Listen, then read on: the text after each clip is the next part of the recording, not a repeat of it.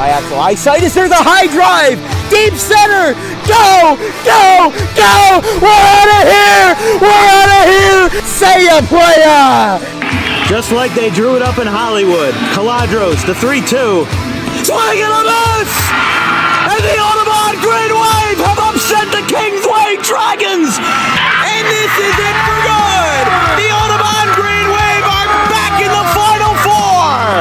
A dog pile on their side. All right, ladies and gentlemen, welcome to DW Broadcasting's coverage of men's varsity. From our entire crew, we'll see you tomorrow. Have a good one, folks.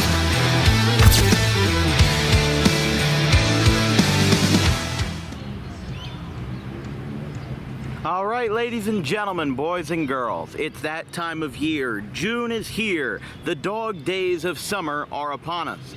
And boy, oh boy, this might just be the biggest, most consequential game that we have ever covered in the 3-year history of Dan Wilkins Broadcasting. We are live from Joe Barth Field in Brooklawn for a two-headed monster right before your eyes. It's the Bishop Eustace Crusaders and the Gloucester Catholic Rams.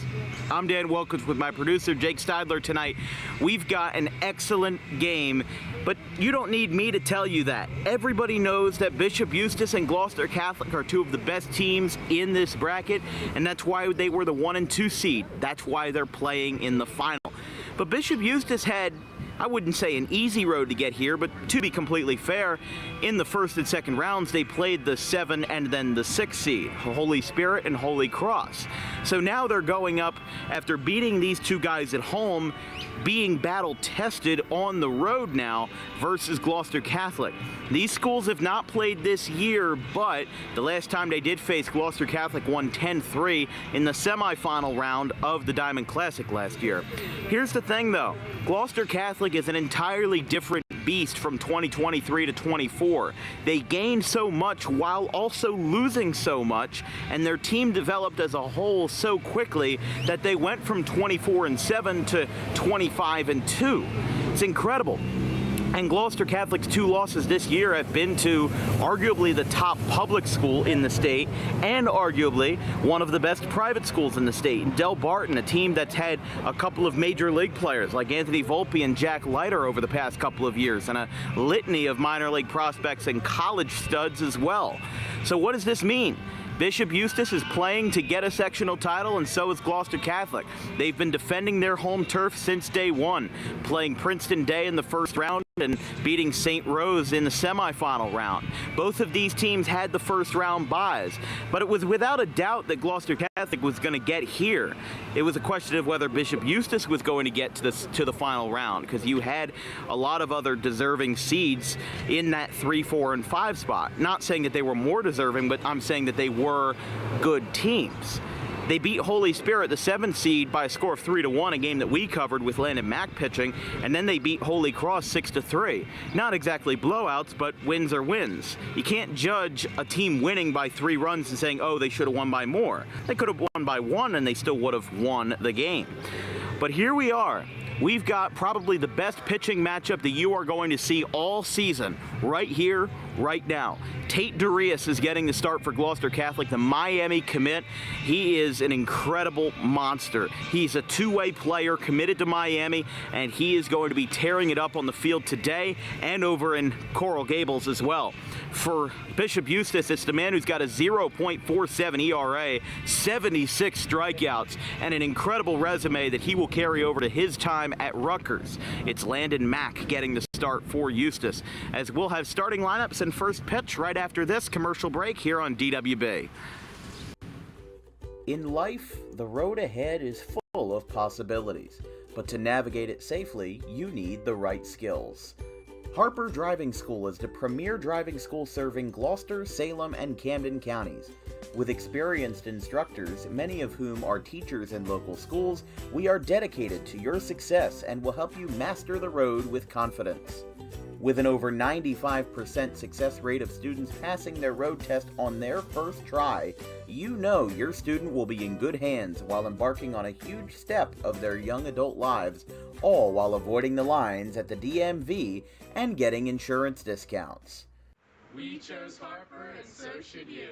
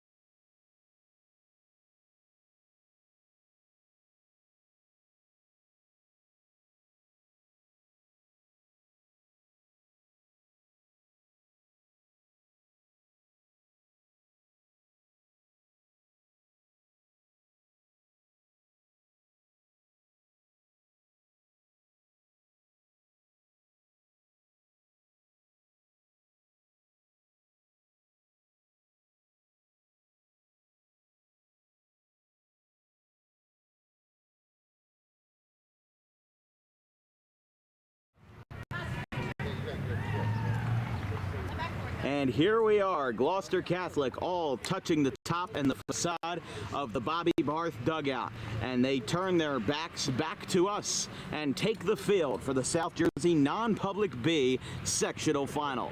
We've got probably the most star-studded game that we might have ever seen here on DWB. I mean, we've covered some classics before. We've been here for the Diamond Classic quarterfinals, but there is nothing like a sectional final. And the last time we covered one, it was Audubon and Buna in Group 1 this time last year. But today is a different kind of monster. Tate Darius on the hill for the Rams, the Miami commit who in his last start topped out at 97 miles per hour, throwing from what is basically a flat ground here at Gloucester Catholic here in Brooklawn. I mean, this is, if you've seen this field for more than 30 seconds, you'll know that it's a quirky one. 476 to center field. You've got foul poles down the line that are around 330 each. It's basically South Jersey's polo grounds. And this will be the man who defends it. Tate Darius, the Miami commit who this year has just been an absolute menace on the hill. He's done everything in his power to make sure that nobody even gets a chance, and that's what he did versus Del Barton back on the 23rd, and he's only pitched in 7 games this year. This is his 8th. He appeared versus Haverford, Williamstown, Red Bank Catholic, St. Augustine, Cedar Creek, Cherry Hill West, and Del Barton. And in none of his starts this year has he gone fewer than 5 innings. So that's why he's got a grand total of 41 1/3 innings, but he's only appeared in a handful of Gloucester Catholic's 27 games. This is how deep their pitching depth is. They've got 6 or 7 guys that they could throw out there for a full game and get themselves in there. And I definitely think this game has the makings of a pitcher's duel. You've got Landon Mack for the Crusaders, and you've got Darius for the Rams. I mean, these guys are both D1 Power 5 commits that are going to be wreaking havoc on college baseball in the next couple of years, and Darius is just the next step up on that ladder. But with that being said, let's take a look at Darius' steps here in the pitcher preview presented by Garden State Pet Center. For Darius this afternoon, he comes into this game with 41 1/3 innings pitched, 5 earned runs, 2 unearned, with 70 strikeouts, 19 walks. He's got 114 career Ks and a 0.85 ERA, as Darius will get set versus Dante Bell of the Bishop Eustace Crusaders. Non-public B, sectional final, standing room only here at Gloucester Catholic. Joe Barth Field right off of 130 in Brooklawn. One of the best places to catch 7 innings of South Jersey baseball as the cream of the crop starts right here. First pitch, down, and we're underway, 1-0.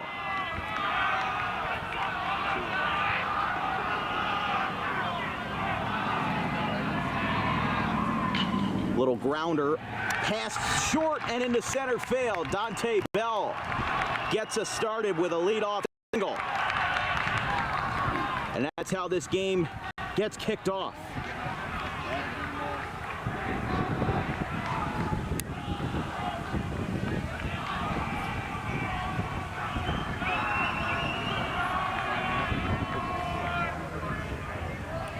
Here is Landon Mack,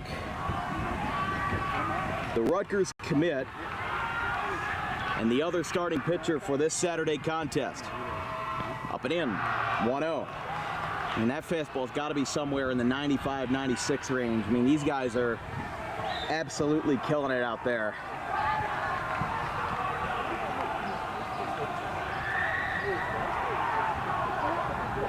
(1-0) to Mack. Strike called, 1-1. Landon Mack, the 6'2", 205 senior, batting .355 in his 4-year career. 77 for 217, 9 home runs all this year. 1-1. Runner goes. He's going to swing and a miss, and he's got trouble with it. He's not going to get the throw off, and Bell gets to second base.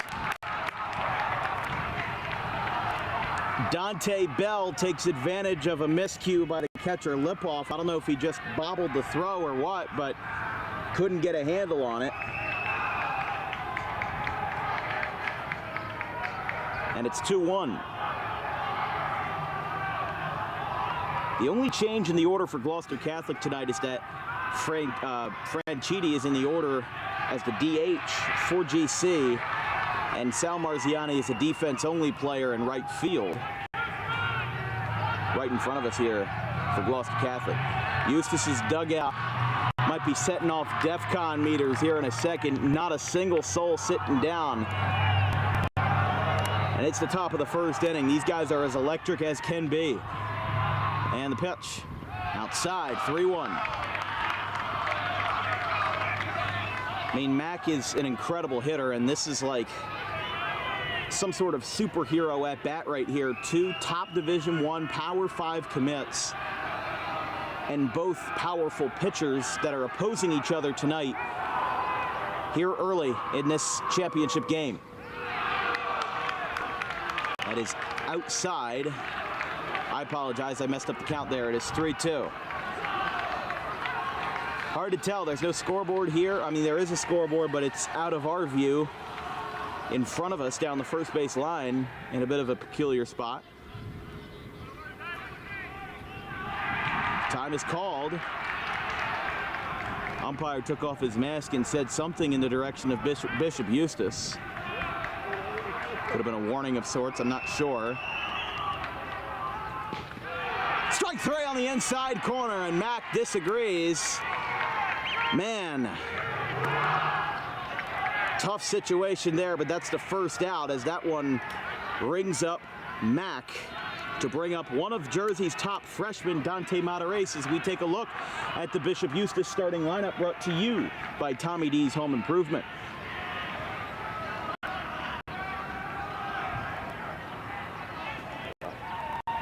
Hold on one sec. First pitch.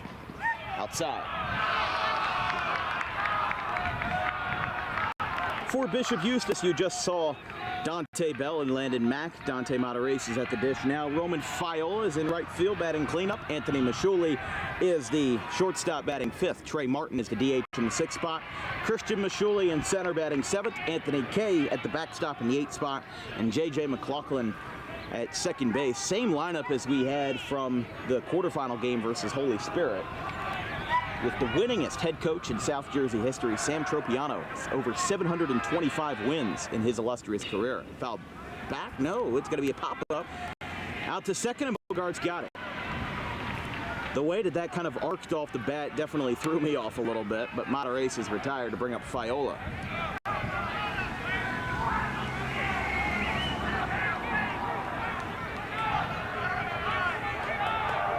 Fiola, the 5'11 sophomore, in his first varsity campaign, batting .439 with 4 extra base hits, 18 for 41, and 10 RBIs. Had a 3-hit game versus PVI back on May 17th. Line drive out towards Bogart, takes a nasty hop, but the throw to first is in time, side retired. Dante Bell gets the party started for Eustace with a leadoff single, but is stranded in scoring position. GC is going to get their first chance in the bottom of the first right here on Dan Wilkins Broadcasting. We'll be right back.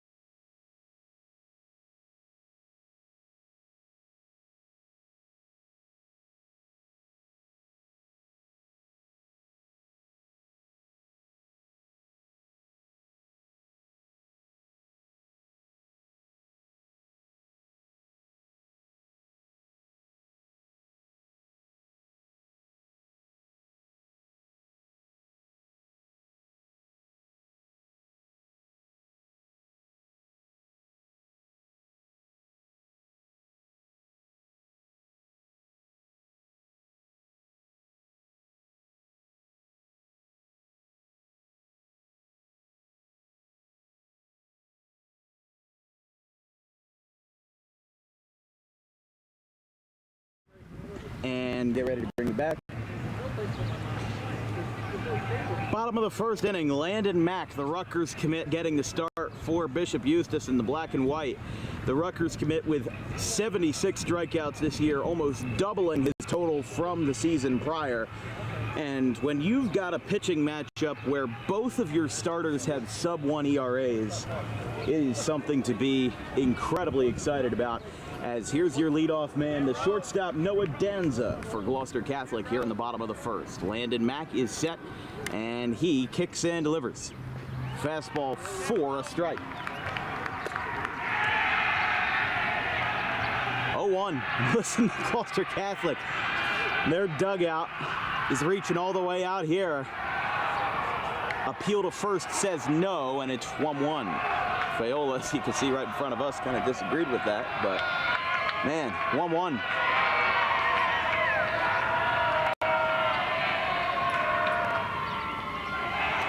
Danza takes 2-1.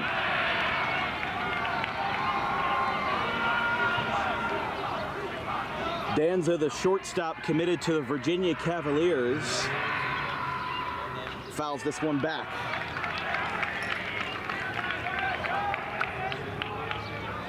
And as a sophomore, he's batting .446, 7 career home runs, including 3 this year, 4 as a freshman, 37 for 83 with 27 runs batted in. As time is called. I mean, these dugouts are absolutely going nuts, and deservedly so. This is the kind of energy you like to see in a playoff game, as important as this. That one's outside. Should be 3-2 now.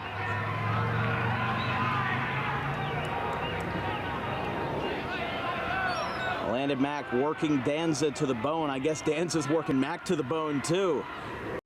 As this one is floated into shallow right field, Fayola's going over, and he makes the catch, 1 away. So Danza's retired.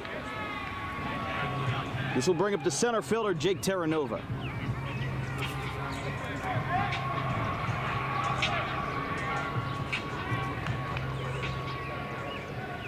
Here on a beautiful Saturday afternoon, just a hair above 73 degrees, a light breeze blowing out towards right center field. Strike called, 0-1.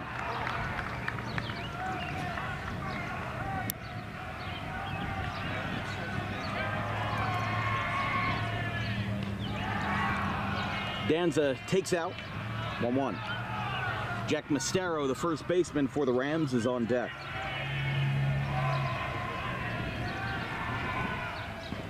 Up high, 2-1.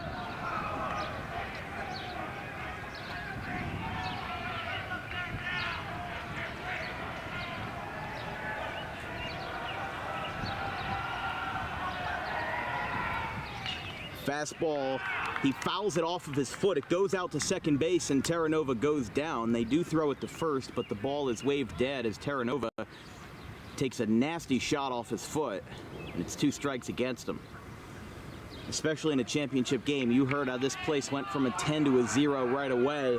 Everybody went silent as they hoped Terranova was all right.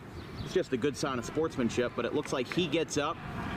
And I'll tell you what, whether they win or lose, that is going to sting in the morning. Going to be a lot of ibuprofen needed for that one. A lot of Tylenol.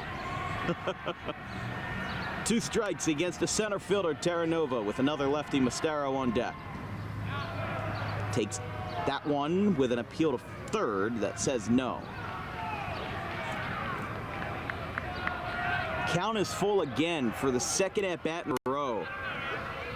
I mean, this is not good for Landon Mack's pitch count, especially if they wanted him to go as far as he could, 5-6 innings. So he's going to ground this one out towards first. And taking it himself is Eustace, and they'll get in there, 2 away. As Lucas Edwards takes care of business over at first base in a defense-only spot.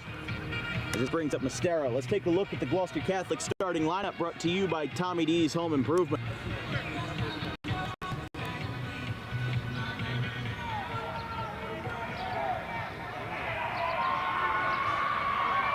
for the Rams tonight. First three is Danza, Terranova, and Jack Mastero. 4, 5, and 6, Braden Lipoff, the catcher, Tate Darius, the pitcher, and Guy Lynham, the third baseman, as that one's down and in 1-0.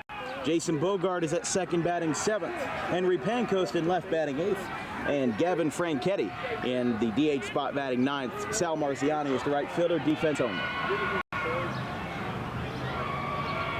1-0 to Mastero as he takes that one at the letters, 1-1.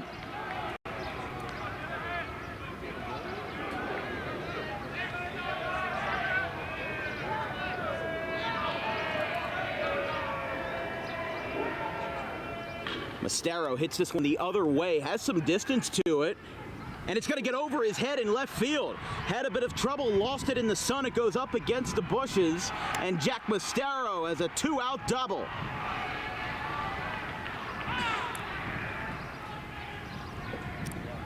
I mean, that's an unfortunate miscue by Bishop Eustace. Not too much they could do there.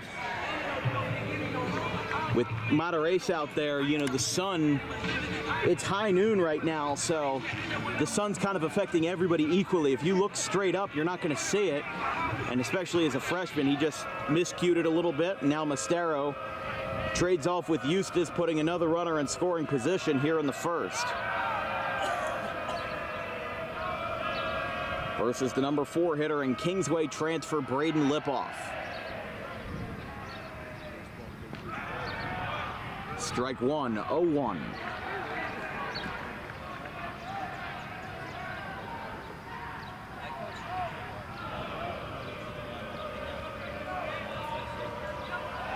Lipoff, the 5'11" sophomore, takes another strike, 0-2. Batting .388 this year, 3 homers, 33 for 85. His 3 shots all came in the month of May versus GCIT, Washington Township, and Williamstown, all Tri-County opponents. And they're going to say yes, strike 3 on the outside corner. It's the same pitch that got Landon Mack from the other batter's box, and it ends up working in the favor of both. We're through 1 here at Gloucester Catholic. Both teams have left a runner in scoring position, specifically at second base. It's no score, through 1 in Brooklawn.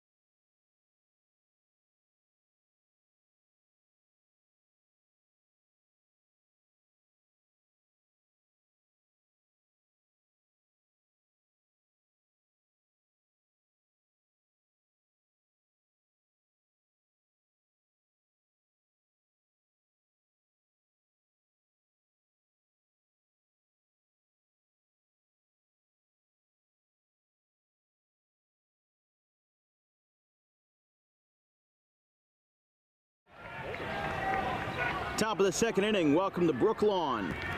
Right here off of 130 as Tate Darius sets in for second inning of work. By the way, in the bottom of the first of the South Jersey non-public A final, St. Augustine leads Red Bank Catholic 2-0 in the bottom of the first inning.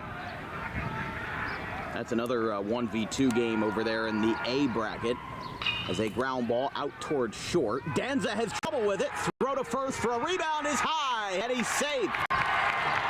And E6 gets Trey Martin on base to lead off the frame as Bishop Eustace has started off both of their hitting frames with leadoff base runners. One via a single and now one on an error.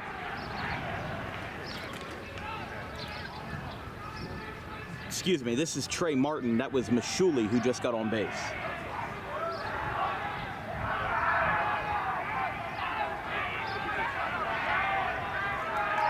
Here is the DH, Trey Martin.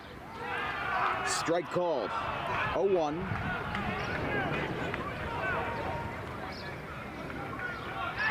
Martin, the senior, batting .230 this year. 1 homer, 5 in his career, 14 for 61, with 19 RBIs and a 377 slugging percentage. Swing and a miss there. It's 0-2.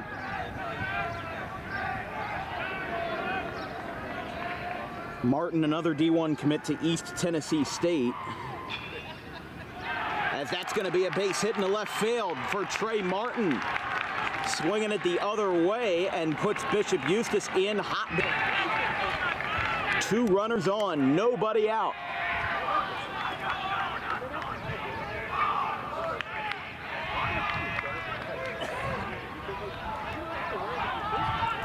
And here's the other Mashuli brother in the 7th spot.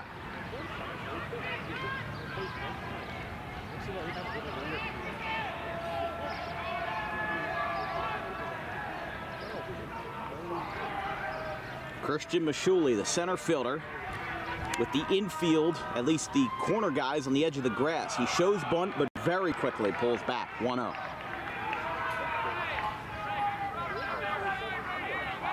Christian Mashuli batting .218 with 2 home runs, 53 for 169 in his high school career. Career .314 hitter after batting .424 in the 23 campaign. That's a strike called, 1-1. So obviously, I mean, this is a smart move here for Bishop Eustace, trying to move those runners over because you don't know how many times you're going to barrel Tate DeRias. You could have the confidence to say that you're going to barrel him up, but you don't know in the 7, 8, and 9 spots if that's going to happen. So you play the safe route, get one down, and move the runners over and set it up for Anthony Kay. He's going to poke this one down the first base line and foul. And it's 1-2. I mean, when you're facing a guy who's got a 0.85 ERA and is easily touching mid to upper 90s, you don't know what the odds are. So Gloucester Catholic's ready for it. You know, he tried bunting a couple times, squared up once, but just didn't hit it in fair ground, and now they're going back to square one and trying to move him over in any other way. Here's the 1-2. Inside. No, he got him. Strike 3. And Mashuli goes down on strikes for DeRias' second K. 1 away.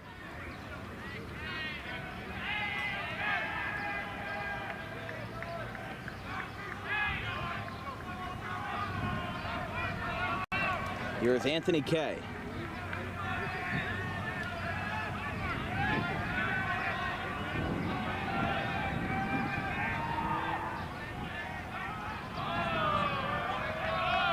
He'll step off.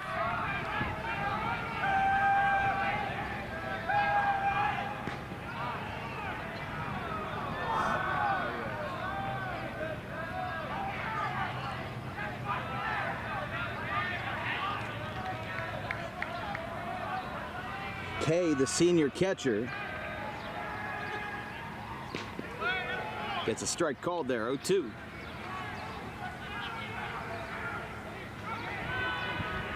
Batting .273 in his career, 30 for 110. Also had his first career homer last year and his first career triple this year. 1 triple, 1 homer, pretty simple. Excuse me, count is 1 and 2.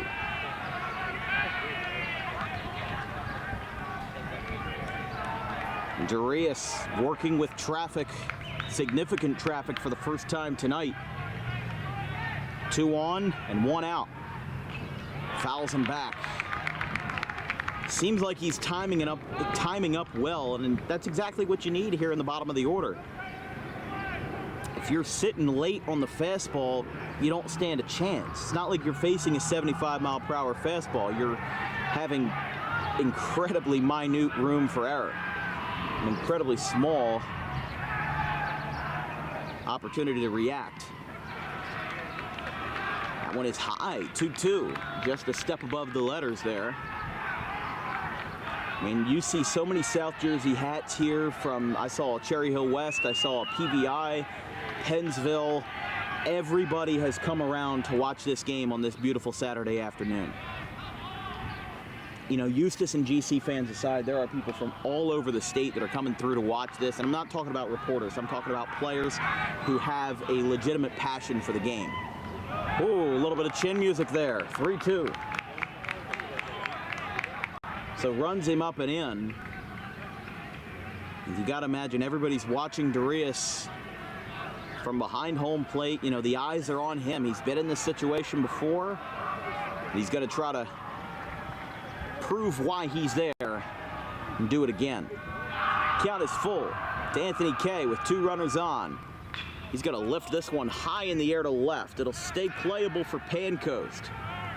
He makes the catch. Both runners hold, and there's 2 away as we bring up the number 9 hitter.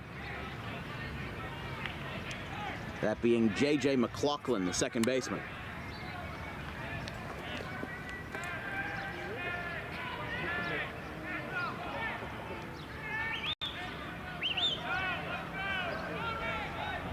That's exactly what you needed.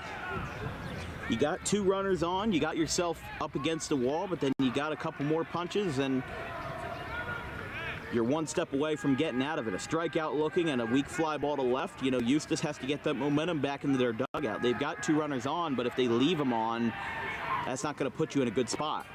Strike is called to McLaughlin.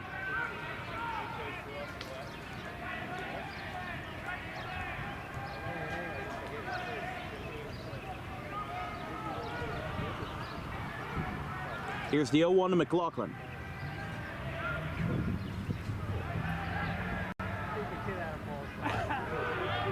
Strike called, 0-2. Strike zone's been pretty good tonight. I like the fact that they're keeping things consistent. Even if the thing's a little bigger than you would have expected, it's staying consistent. The inside fastball's getting called. Backdoor sliders getting called. They're getting called, but they're getting called consistently. Still early. I could be proved wrong, but they're looking pretty good tonight. Foul ball, still 0-2. It will be 5, 6, and 7 for Gloucester Catholic in the bottom of the second. So that's Darius, Lynham, and Bogart.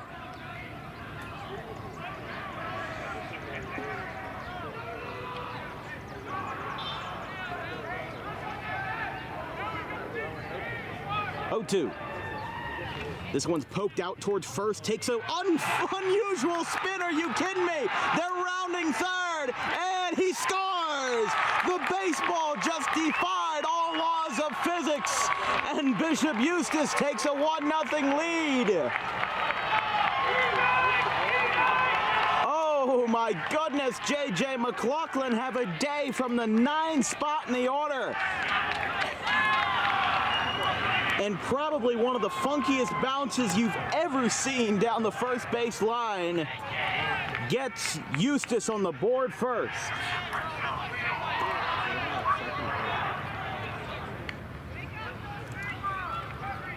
We've got runners on the corners here after that runner came in, and Eustace leads 1-0 as pitching coach comes out to talk to Darius.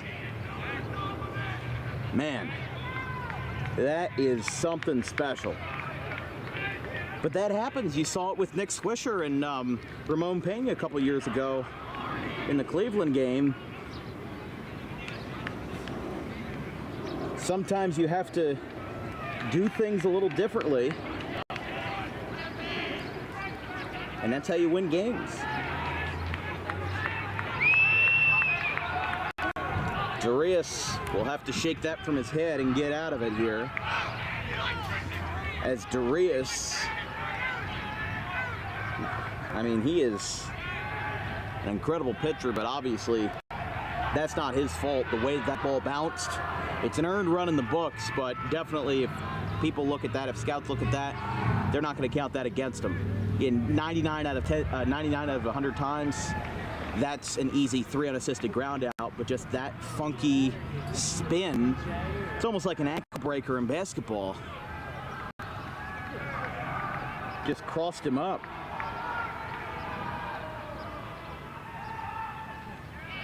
So that was Darius' 6th earned run of the year, as it's going to be 0-2 here. To the leadoff man, Bell, who singled in his first at-bat. 4 of his 6 runs have been allowed in his last 3 starts. 2 versus Del Barton on the 23rd, 1 versus Cherry Hill West, and the other 2 being versus Red Bank Catholic in a game that we covered on the 20th. But he wasn't even on the mound for that. He was just responsible. That was a late rally by the Caseys in the top of the 7th. 0-2. Outside. 1-2. I mean, obviously for Gloucester Catholic, they're not down much. Usually they are not trailing early. And when they do, they usually have a good plan for getting out of it. But it's not like the Rancocas Valley game where you can just wait until they go into their bullpen and pounce. That is strike 3. And he got him on the outside corner. Like we said, you like to see it called consistently, and that's what we've seen from Blue behind the plate tonight. We go to the bottom of the 2nd from Gloucester Catholic, here with standing room only seating at Brooklawn. 1-0. Eustace gets their first run on an unusual RBI single. We'll be right back.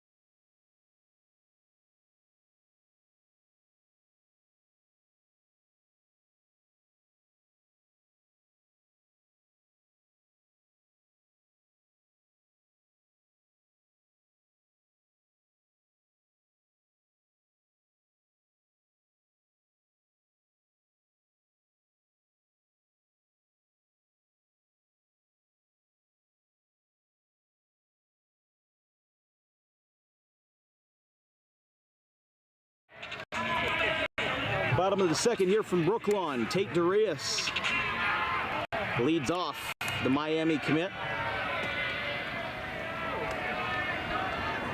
5, 6, and 7 for the Rams in the bottom of the 2nd. Strike called.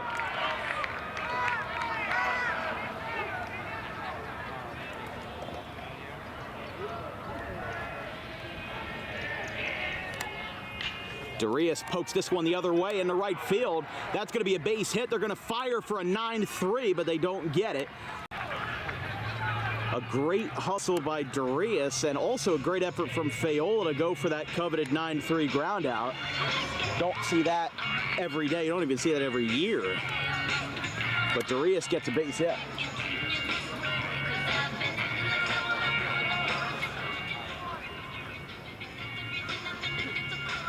Here's Guy Lynham.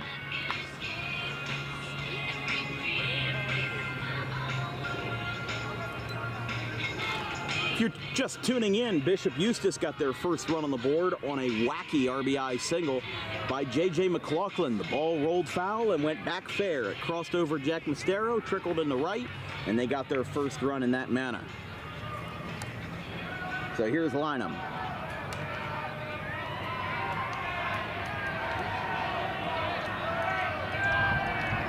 Throw back to first. Tough call, but he's safe. Running at first for Gloucester Catholic is Anthony Renz, number 25.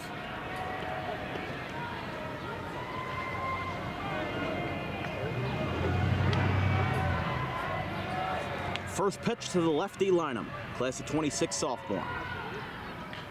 Fouls this one straight back. This broadcast is brought to you by Garden State Pet Center. Keep your pet happy and healthy today with the most organic food products available in South Jersey. Visit 7 days a week at 226 South White Horse Pike in Audubon, or visit anytime online at exoticpetsnj.com. Umpire just motioned towards the Gloucester Catholic dugout. I'm not sure what the issue was. I think it was a dugout warning. I didn't hear anything amiss, but he must have. And now another throwback to first. Renz is safe.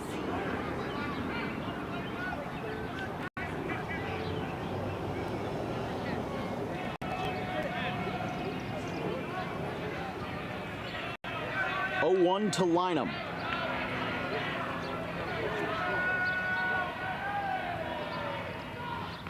High and away, 1-1. GC trying to get back on the board here, looking for a little vengeance after giving up that first run. Obviously, last thing you want is to have a prolonged period of trailing, something that Gloucester Catholic is certainly not used to this season.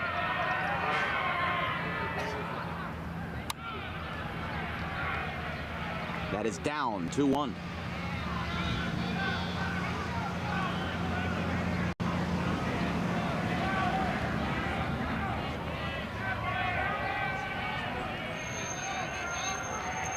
Another throw down first, not in time. The third disengagement from Mack. There's really no limit in high school like there is in Major League Baseball, but definitely interesting to see how this is devolving here. That one's inside.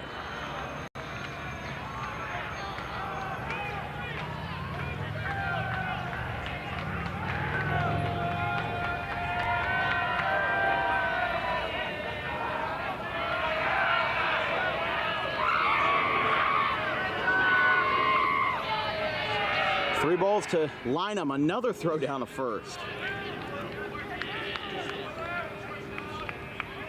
Count is 3-1.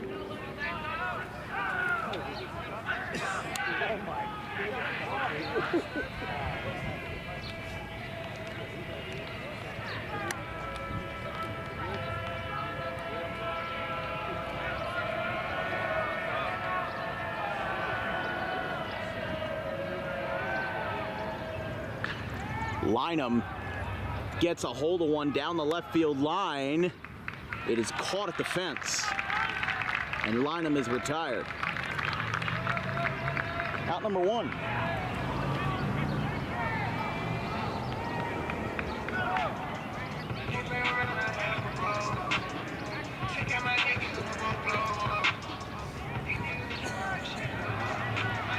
Here's Jason Bogart, the second baseman.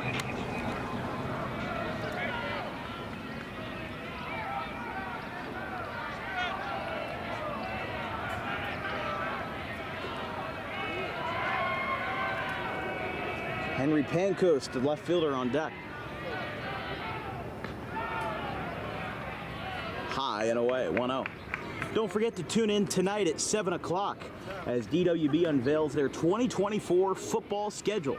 With my good friend Chris Baker joining us as an analyst, we'll have a ESPN College Game Day style panel with a whole bunch of information, gadgets, and gizmos, everything you need to know about the 22 regular season games we'll be covering in the fall of 2024. Popped up. Right side, Edwards going over. He calls for it, and he makes the catch. Having to trail away and find the baseball in the sky, he brings it down, and there's 2 away for Pancoast.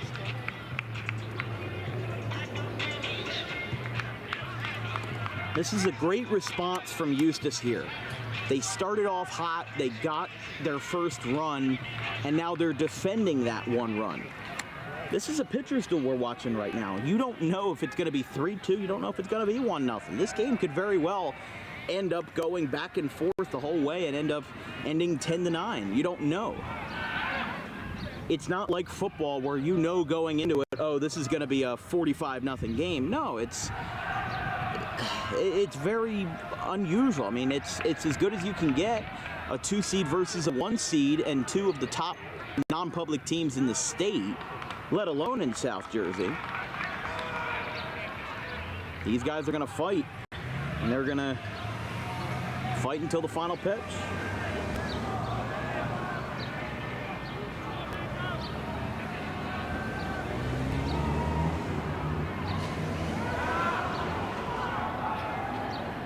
Outside.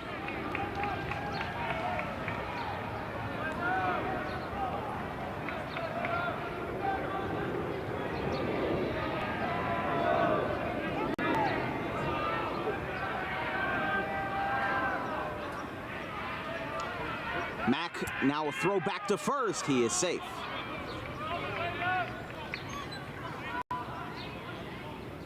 He's been throwing off so many times. He's just trying to get anything to get Wrens down. And a foul back by Pancoast. 2 strikes now. 1-2, 2 outs, 1-0 Eustace. McLaughlin got the first run, but who will get the last laugh? Pancoast has Wrens on first after a single by Darius. He was pinch run for with the courtesy, and he'll try it again. 1-2, runners off. That's a ball, and he's not going to have a contest. He kind of slid in rear first, and he gets in there. Franchetti on deck for Gloucester Catholic as Mack steps off and regathers. It's 2-2. By the way, in the non-public A final for South Jersey, St. Augustine has jumped out to a 6-0 lead over Red Bank Catholic. 2-2 from Mack. He looks second base, and the pitch. That one's lined into left field. It's going to be straight away and caught by Matarace on the leap, and the inning is over. Man, he looked like he lost that one for a second, but he regrouped in the nick of time, and the side is retired. Through 2 in Brooklawn, Gloucester Catholic trailing on their home turf in the sectional final. 1-0 Eustace.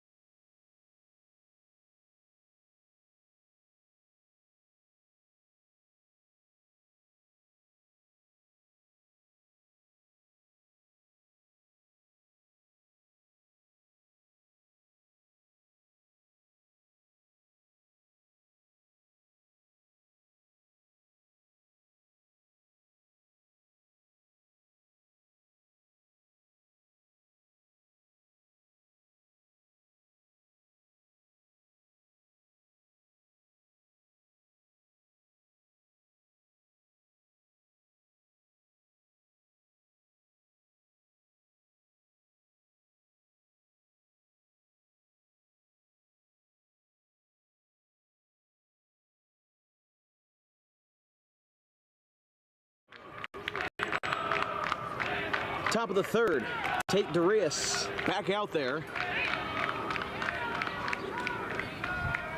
as he steps into battle versus Landon Mack, who struck out looking, albeit a little controversially, his first time. Breaking ball is a strike, 0-1. Like I said, I like the fact that they're calling this consistently. Yes, it's a little inside, but if you call every pitch that way, you know, I'm going to have a lot of respect for you. As that ball skipped off of the catcher's foot and got caught in the netting up above home plate, up near the press box. Can't say I've seen that in a long time. I've seen foul balls get stuck in netting aplenty, but I have not seen that. I'll tell you.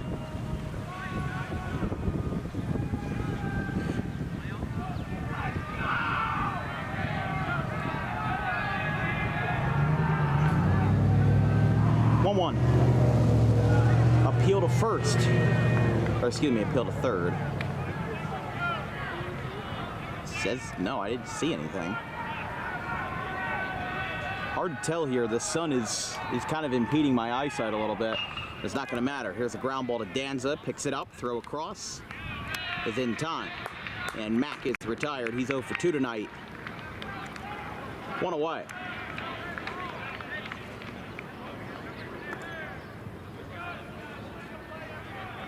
Here's Matarace, one of the top recruits in the class of 27, grounded out to short his first time.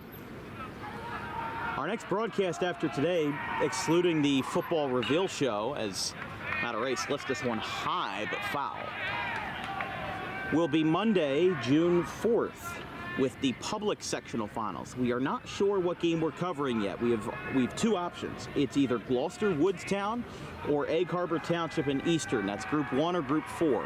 Group 3 is most likely going to be covered by our good friends over at BFA Sports. And then I don't have any connections with Group 2. That's a rematch from last year with Haddon Heights and Seneca. The Group 3 final, Shawnee and Delsey.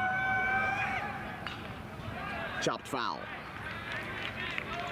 2 strikes against the lefty Matarace, with Fiola on deck for Eustace.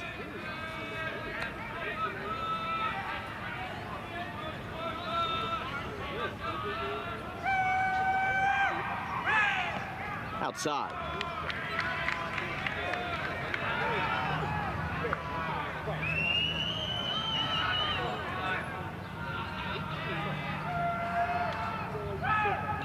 Lines it foul. 1-2.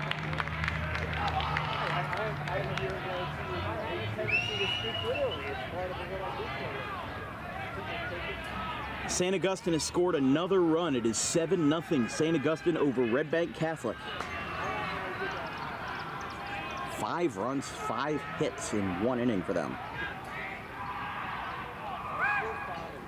Swing and a miss. And there's a strikeout for Darius. 2 down.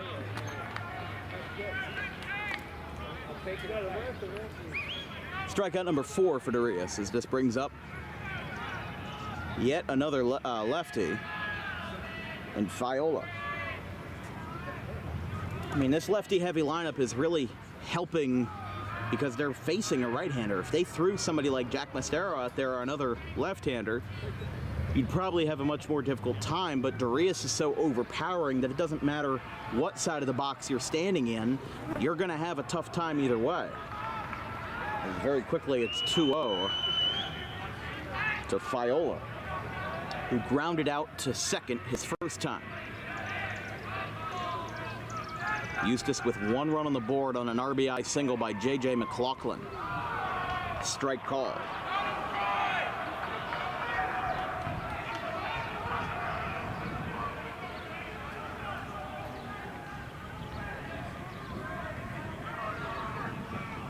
Fouls it back.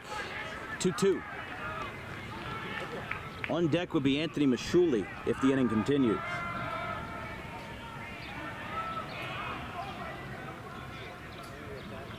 Anthony Mashuli, another Division I commit to UMBC, basically University of Maryland, Baltimore County, as a high chopper in between first and second. Darius will cover, and it is in time. Side retire. A 1-2-3 frame for Darius, and he is still rolling. However, that 1-0 deficit still hanging over his head as we go to the bottom of the third from Brooklawn. 1-0. Crusaders.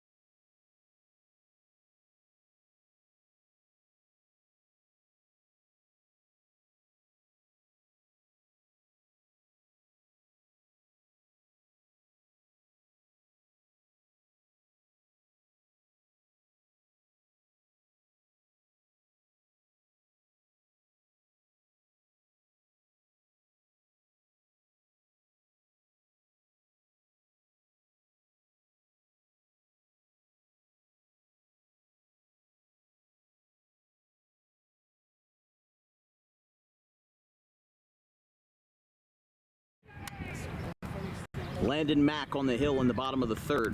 Don't forget, DWB is helped with small business owners who get ourselves all of the coverage all over South Jersey as Landon Mack is walking to the Eustace dugout.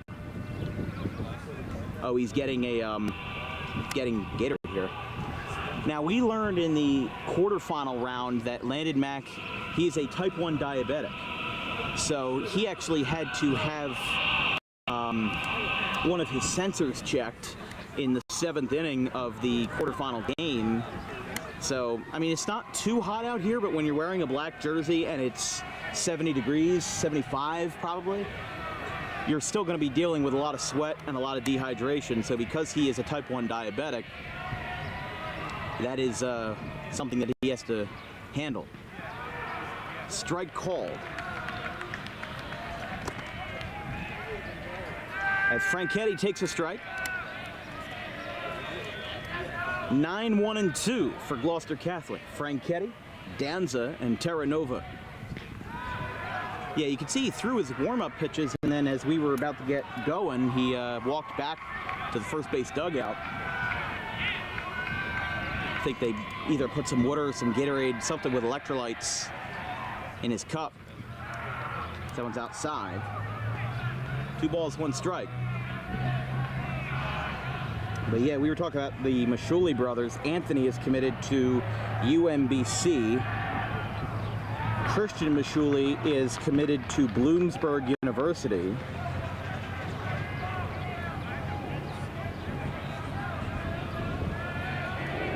So both of these guys are going to be playing college baseball in their older years. As, yes, they say he got him, and Franchetti is out on strikes. Second K for Mack, both looking, 1 away.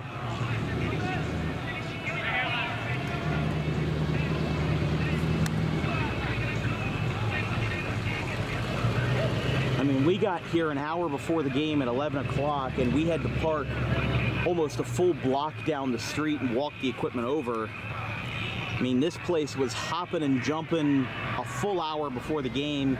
You know, there were people sitting down in Gitanos having a slice of pie in the morning and, you know, getting themselves, you know, filled up and ready for the game. I mean, these are 2 incredibly deep baseball cultures.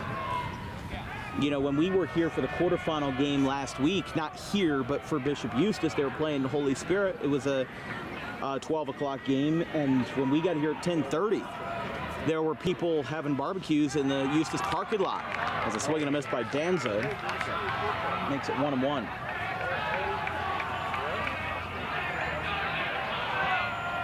One and one the count here to the leadoff man Danza. Nobody on, one out after the strikeout to Franchetti. This one's going to roll. It's going to roll back, but it's foul.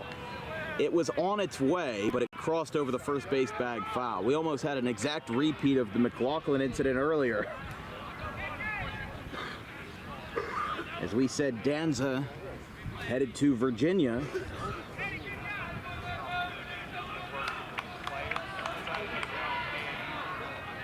By the way, in the North Jersey non-public A final, Don Bosco Prep leads Del Barton 3-1 in the first inning with 71 pitches thrown between both pitchers and the first inning lasting 51 minutes. For context, we started this game at 12 and we're 57 minutes in and we're in the bottom of the third.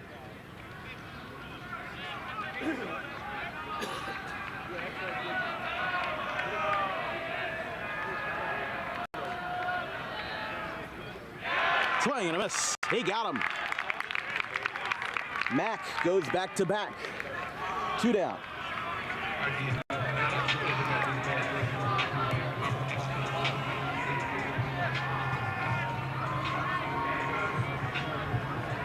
There's Terranova. Don't forget, folks, on Tuesday, June 4th, tune in as we've got the Tri-County Summer League Baseball, as we have our second game of the week between the Rough Riders and CHBR from Folk Field in Cherry Hill.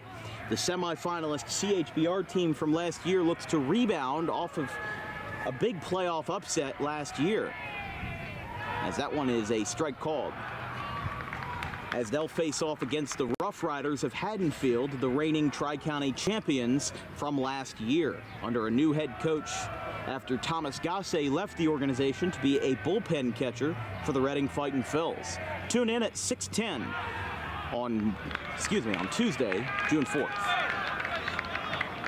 Count is 1-2.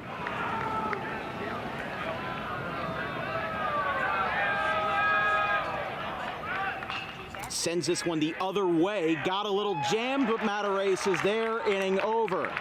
We're through 3, and Bishop Eustace is riding hot right now. Landon Mack right now winning the pitcher's duel, but with a very, very thin cushion. It's 1-0 after 3 as Eustace is looking to pull off the upset. They're halfway done. We'll be right back.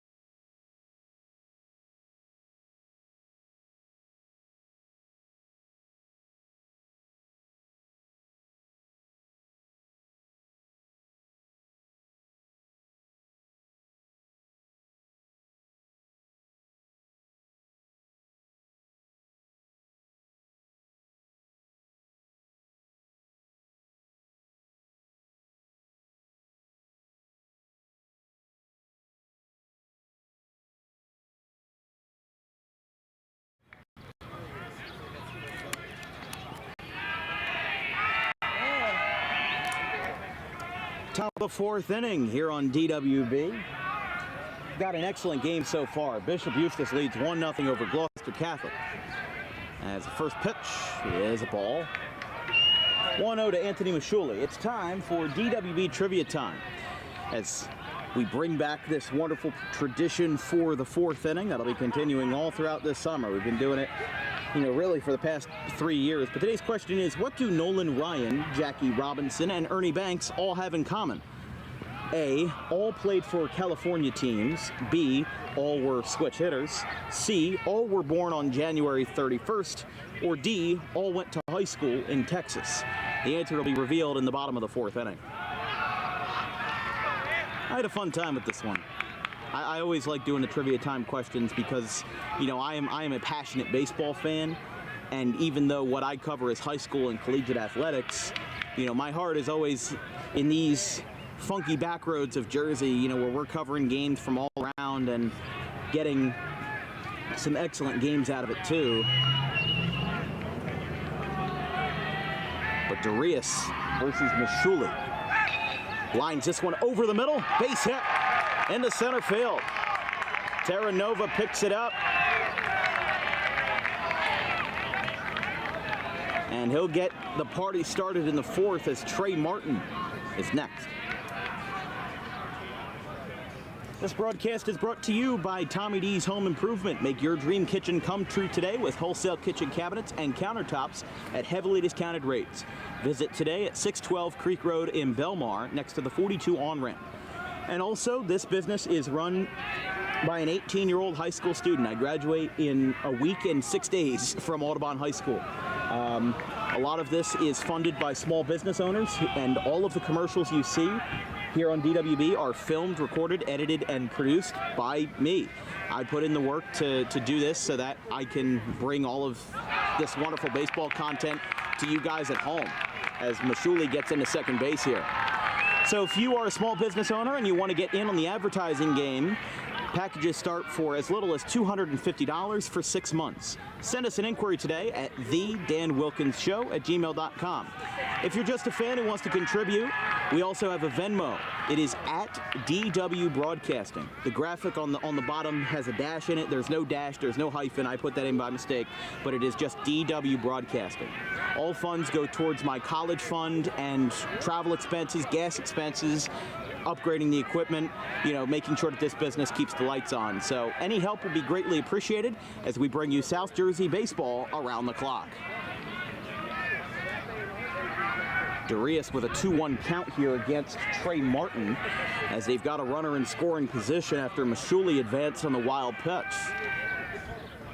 Swing and a miss, just a hair behind on that one. See, these Eustace hitters, they haven't really barreled up Darius, but if they do, they can send the ball a far way.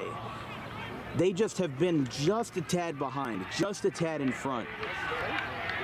The margin of error is so much different than if you're just facing a run-of-the-mill pitcher who's got an 80 or 85 mile per hour fastball, when Darius is probably touching 95, 96. You know, maybe sitting 92, 93, but on the generous end, probably close to upper 90s.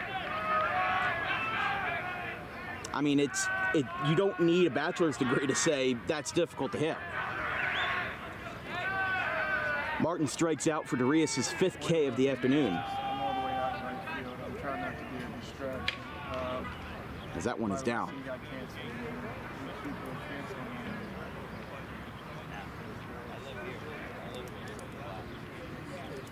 So here is Christian Mashuli.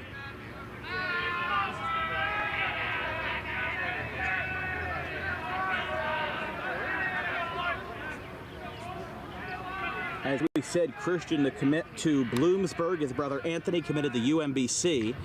As a tapper, that one goes right back to the tall figure in Darius. Mistero picks it up on the backhand, and there is 2 away on a 1-3 ground out. Here's Anthony Kay.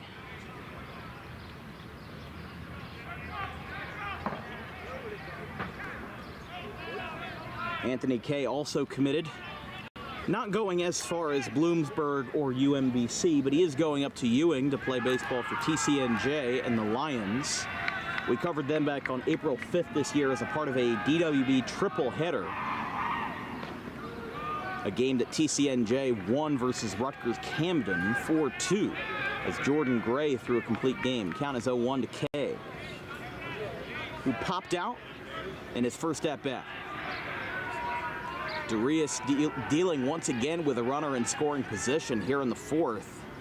Again, with the scoreboard being down the first base line, I don't really have a good gauge of Darius's pitch count or max pitch count. It's not like we have in Audubon or Bordentown or even Delsey where you have those pitch count markers. as Kay lifts this one into straightaway right field. Terranova calls for it, and he's got it. Inning over. Bishop Eustace threatens again, but gets sniffed out. We go to the bottom of the fourth from Brooklawn. Eustace still keeping on and keeping on. Rams will get another chance. 1-0 going to the bottom half. We'll be right back.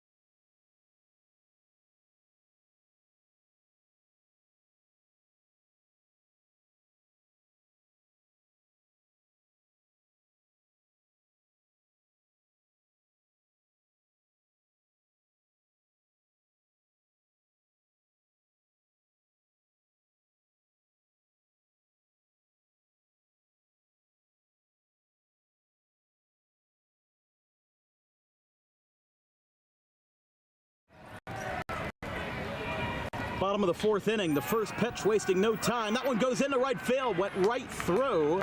They fire it to first, and Jack Mastero gets the tying run on base. As the Gloucester Catholic dugout might make you think that we're in the World Cup.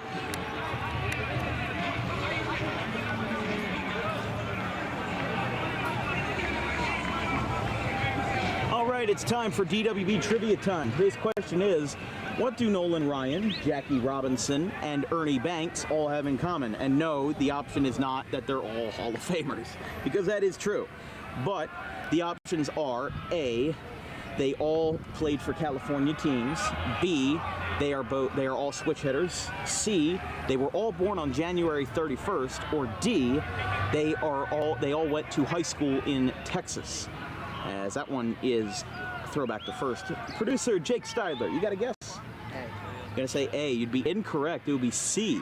All three were born on January 31st, and it is the day in Major League Baseball history with the most ever Hall of Famers born on one day. In fact, 5 or 6 Hall of Famers, Ryan, Robinson, and Banks included, were all born on the final day of January, the 31st. That's a magical day for baseball. I'm pretty sure John Kruk was, some famous Phillies were born on that day as well.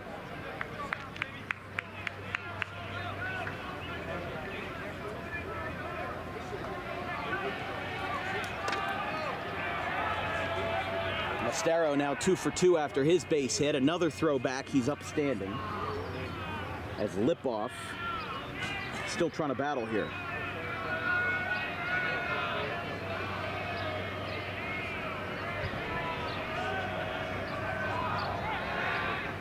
Another throw over.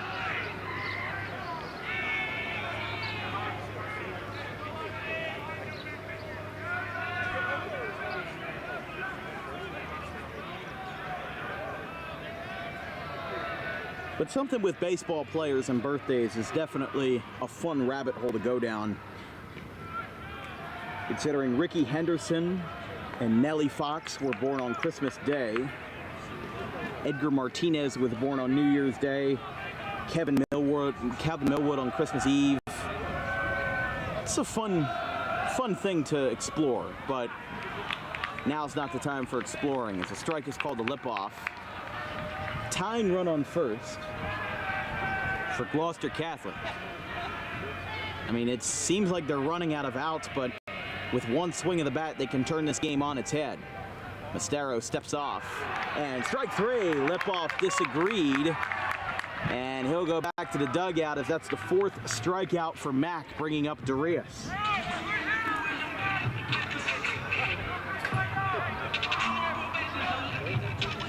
One away. Darius also singled in his first at-bat. Gloucester Catholic with no runs but 3 hits. An error in the field. And a ground ball in between third and short. That's going to trickle into left field for a base hit. Matarese picks it up. Mastero holds at second. Darius at first. And we've now got 2 runners on with only 1 away, bringing up the lefty lineup.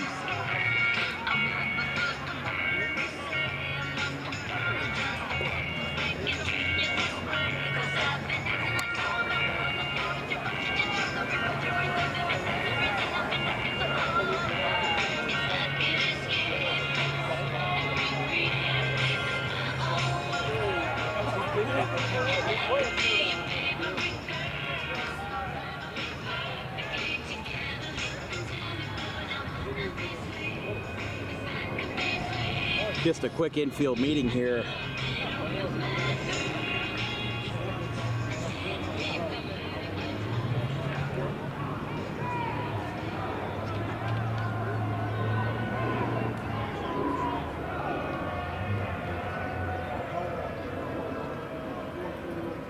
Here's the lefty and sophomore Guy Lanham as Mac steps off. I mean, this is exactly what Tate Darius felt in one of the prior innings. 2 runners on, 1 out. You're kind of backed against a wall here as there's a strike. You can get out of it with a double play, but you can't bank on that. You kind of have to assume the worst. You have to see, okay, you know, where can this go wrong and what can I do to make it right? What are the possibilities? What are the positive ends? What are the negative ends? And what are the remedies that I can take to get out of this? You know, do I hammer the zone with fastballs? Do I try to get him swinging and chasing with, you know, breaking balls that trail away? As this one's going to trail down the left field line and foul over the bullpen. 0-2. Lynham flew out to left his first time. Jason Bogart, the second baseman, is next. This is the first time tonight that Gloucester Catholic has had more than 1 base runner in an inning. 0-2. Swing and a miss. He's got another. Got him ahead. And there is strikeout number 5.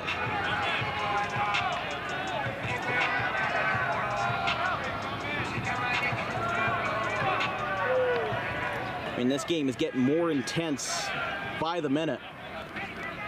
Gloucester Catholic's just inching closer to getting a run. It's a thing that's taken multiple innings to come to form. As that'll be a strike. 0-1 to Bogart. Darius and Mastero, the 2 runners on base, although Renz is the courtesy for Darius. The only 2 batters for Gloucester Catholic to have multiple hits, and they've actually gotten all of GC's hits. They're responsible for all 4 of them. Outside, 1-1.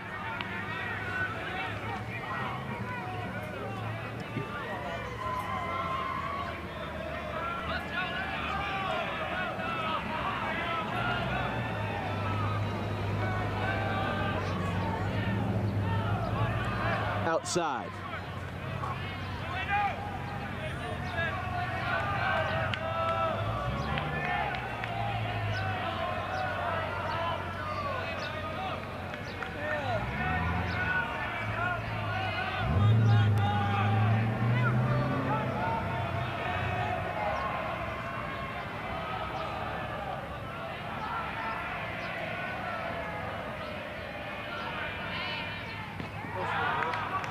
strike, 2-2. Right on the outside corner there. Some decide to dissent, but we'll keep on here. 2 on, 2 out. After a single, a strikeout, another single, and another strikeout. Mack trying to get out of the jam and leave. 2 on, going to the 5th. 2 strikes. High and away, 3-2. Mack with 2 Ks this inning, 5 total for him tonight. As the Rutgers commit has been kind of floating with everything. He's hammered the zone with fastballs. He's gotten curveballs to go away, but he's gotten a lot of guys to chase. And that's one of the big things, is that if you can expand your reach, if you can expand what the hitters are going to bite at, if they can bite at anything, you'll give him something to bite. He will step off. Fake throw to second. This is good old classic banter right here. Both dugouts cheering on their guys. This is not any personal things. This is not people getting mad at each other. Nobody's going to start a fight. These guys are just playing good old-fashioned baseball. And that's the way it should be. 2 strikes. Both runners go. And there's a swing and a miss. Mack strikes out 3. He allows 2 singles, but strikes out 3 for a total of half dozen on the night as we're through 4 at Brooklawn. Bishop Eustace still on top, 1-0 after 4. We'll be right back after this break.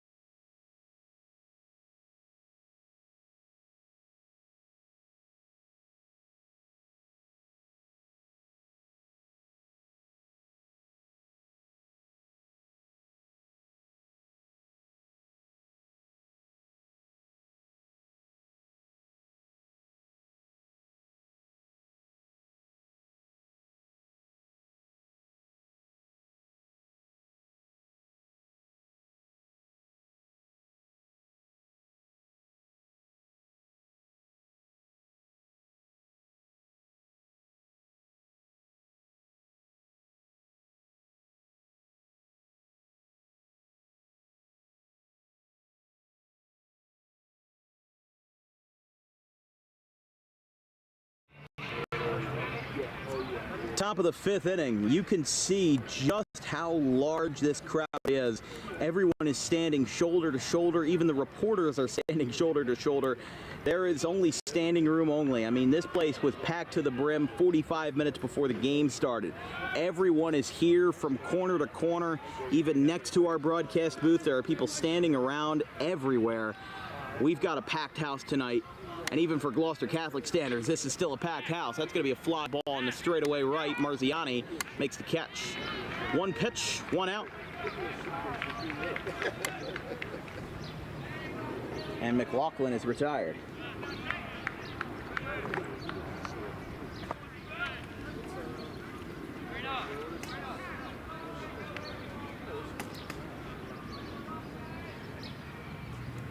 Darius with 6 Ks, which has now been matched by Landon Mack. I mean, think about it this way. Eustace's only run of the game came in the 2nd inning on a funky single by J.J. McLaughlin. If that doesn't happen, we are still in a 0-0 game, and you're back to square one. If that weird hit doesn't send Mostero for a bit of a crossover, I mean, you don't need to be a rocket scientist to tell you that this game would be in a completely different spot if that hit doesn't happen. There hasn't really been much buildup. It's just been that one burst, and that was it. They've gotten a couple of runners on here and there, but it hasn't been anything crazy.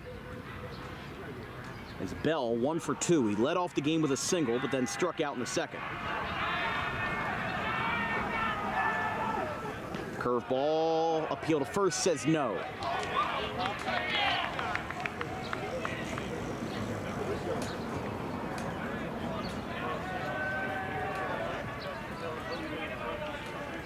Bishop Eustace with 1 run on 4 hits. That's the same number that Gloucester Catholic has, except they've got the run. Bell floats this one into shallow left. Danza at the edge of the grass makes the catch. 2 down.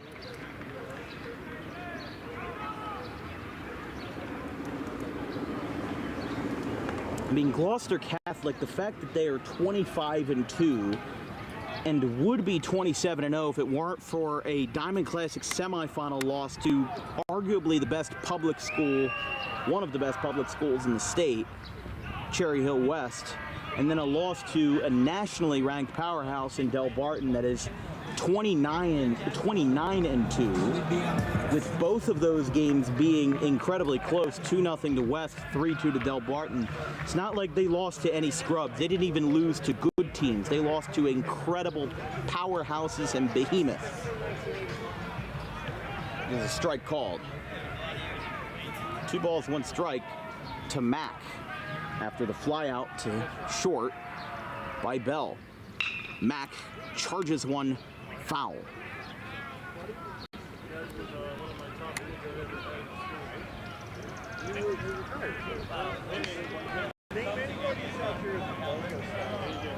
By the way, Darius went into this inning with 65. Landon Mack is going to go into the bottom of the 5th inning with 62 pitches.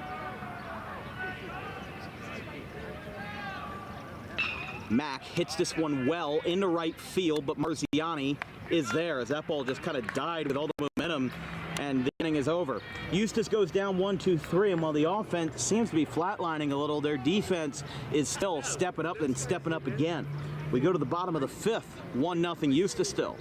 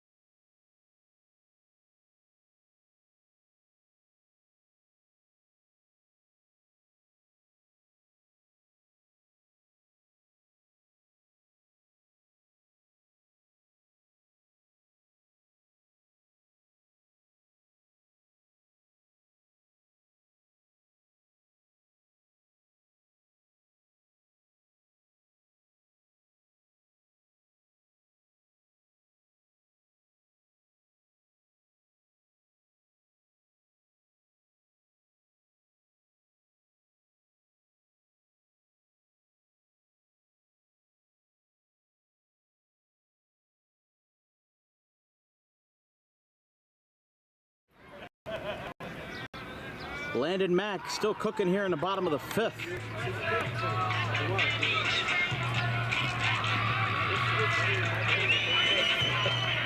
Eight, 9, and 1. Pan Coast, Franchetti, and Danza.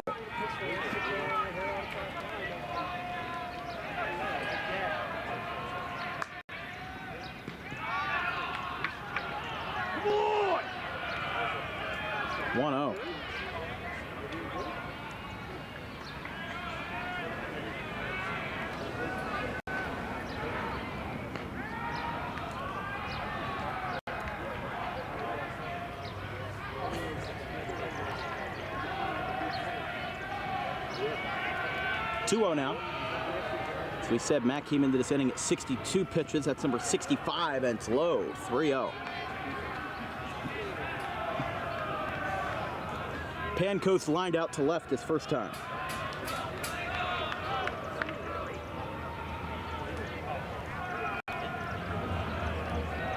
Pancoast, one of the younger fellas on this team, and still one of the few uncommitted left in the DC order as he leaves a strike in there, 3-1.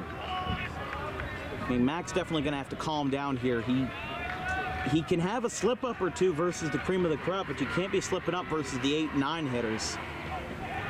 Free passes like that, they're going to hurt you. As here's Franchetti.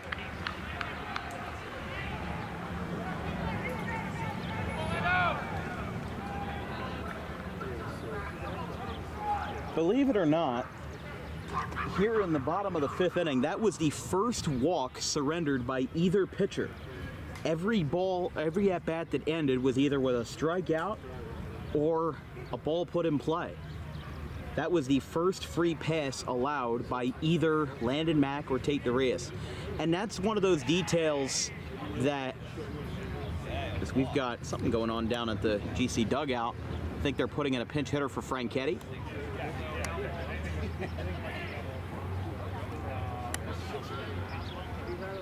So hold on here. Yeah, this is number 15.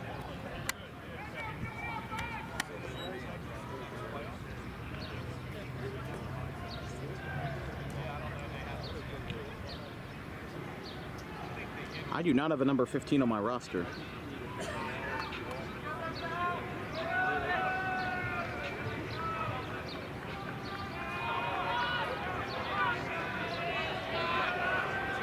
Unless that's Tyler McCullough and I'm reading the number wrong. No, that's definitely a 5. Throwback to first, not in time. But Pancoast on first after the walk.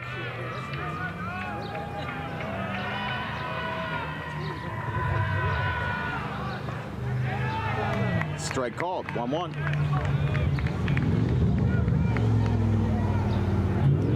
Beautiful day for baseball here in Brooklawn. 82 degrees. It was 70 when we got here this morning. This is Jude Morgan hitting for Gloucester Catholic. My apologies there. There's a bunt being shown. Clear as day. Infielders moving in, and he'll pull back 2-1.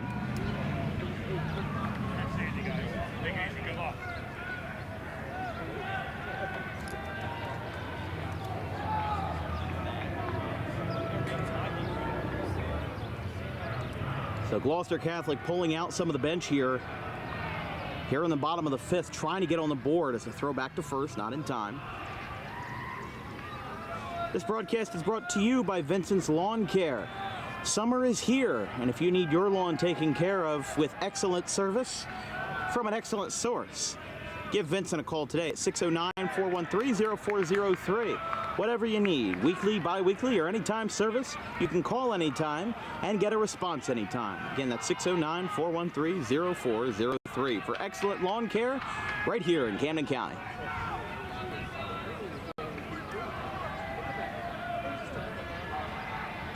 Pancoast on first, taking a small lead versus Jude Morgan. That one's fouled back.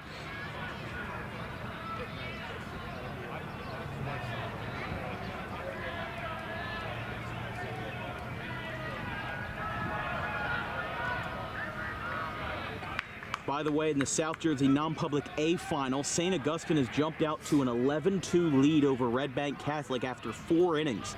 They led 10-0 after 3, including a 5-run second, and have now exploded to give a 9-run lead over the number 1 seed Casey's, a team that Gloucester Catholic beat 5-3 this time last year, or excuse me, not this time last year, this time last month on April 20th.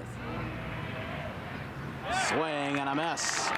Morgan came off the bench looking to give Gloucester Catholic a lift, but instead he'll be lifted to the dugout. Strikeout number 7 for Landon Mack, with 4 of his last 7 coming in the 4th and 5th innings. As we go back to the top of the card for Danza.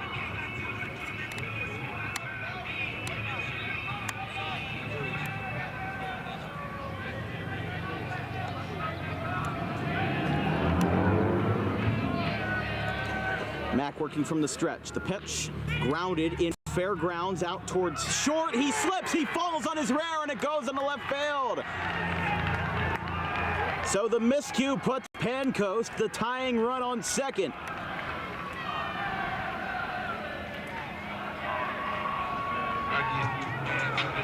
And here is Terra Nova.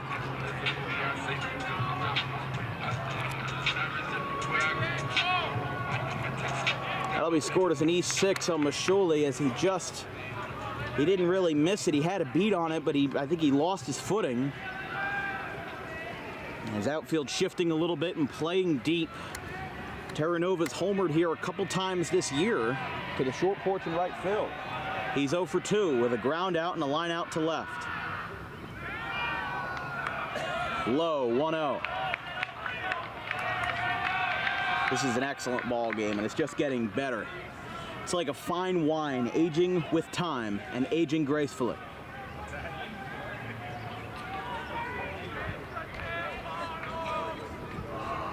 .1-0 from Mack to Terra Nova, and for the second inning in a row, he's faced trouble with 2 runners on and 1 out. This is the exact same situation as the fourth. Single strikeout, and then another one to bury the hatchet. But this time you've got a walk, a strikeout, and an E6, putting Gloucester Catholic in a prime position to tie the game or even take the lead. Terra Nova bunts, but he misses. It hits off of K, and that'll be a called strike, 1-1.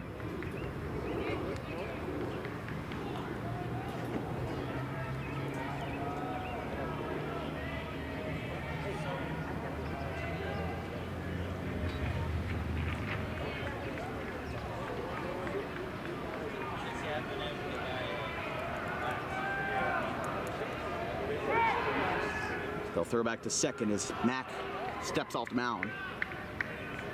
By the way, in the bottom of the second, we've got a slugfest in the North Jersey non-public A final. It is 7-0 Don Bosco over Del Barton in the second inning. The game's been going on for over an hour and a half, and they're just in the third. As Terra Nova takes inside. That slider in has been something that Mack has tried to use to his advantage, but some of these Gloucester Catholic hitters, especially the lefties, they're not fooled. They're just trying to hammer it inside so that they can get a swing and miss, but that's the best part of the zone. If you give him a backdoor slider, he might hit it the other way, but if you hit it front door, he's probably not going to swing at it. 2-1 fastball, strike, and it's 2-2.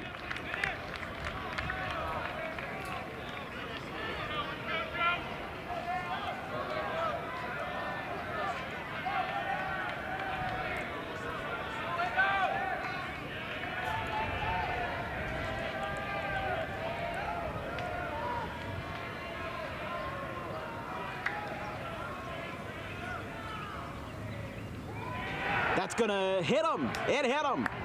And the bases are loaded for Mastero.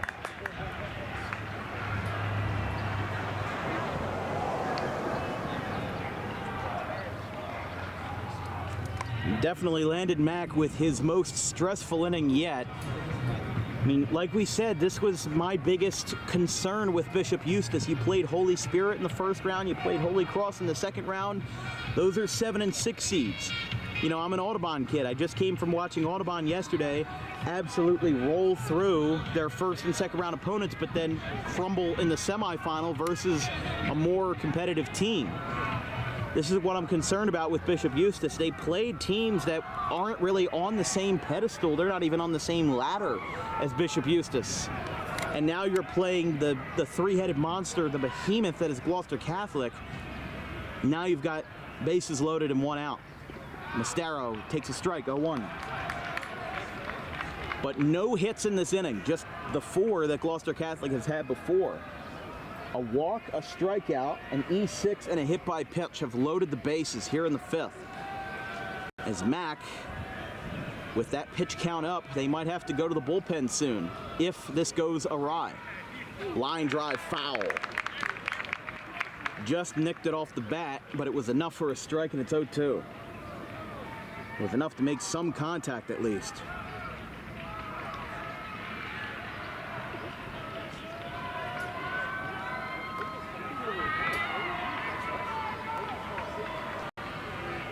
This is what dreams are made of, and this is what Hollywood movies are made of. Bases loaded, 1 out, and an 0-2 count. Eustace up by 1. This is the stuff you can't make up. Oh, he got him on the inside corner. Wow. That is a tough pill to swallow, but he's been calling that inside corner all night. And while it may have been a little bit off, that's what he's been calling all night. And that's out number 2.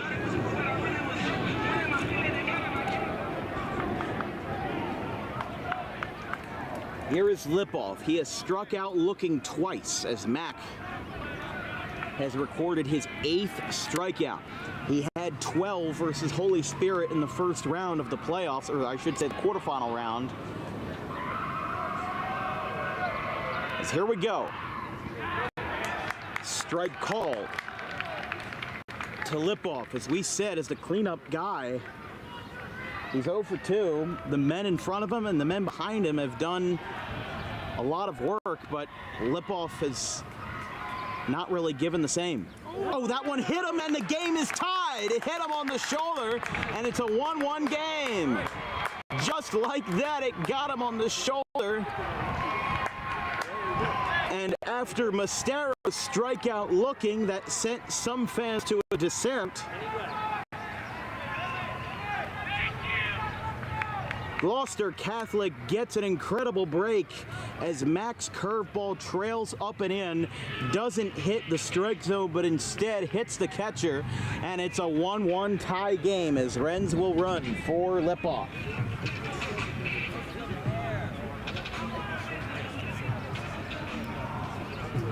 Second hit by pitch of this inning after Mac surrendered his first walk. And now here is Darius.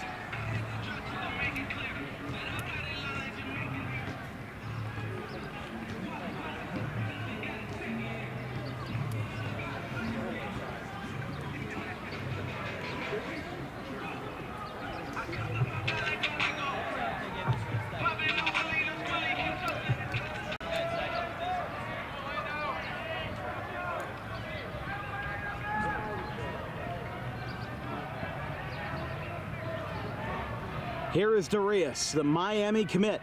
Pitcher versus pitcher. Bases loaded with 2 outs. Strike called, 0-1. Landon Mack with a hit by pitch to the sophomore catcher and Kingsway transfer Braden Lipoff to tie the game.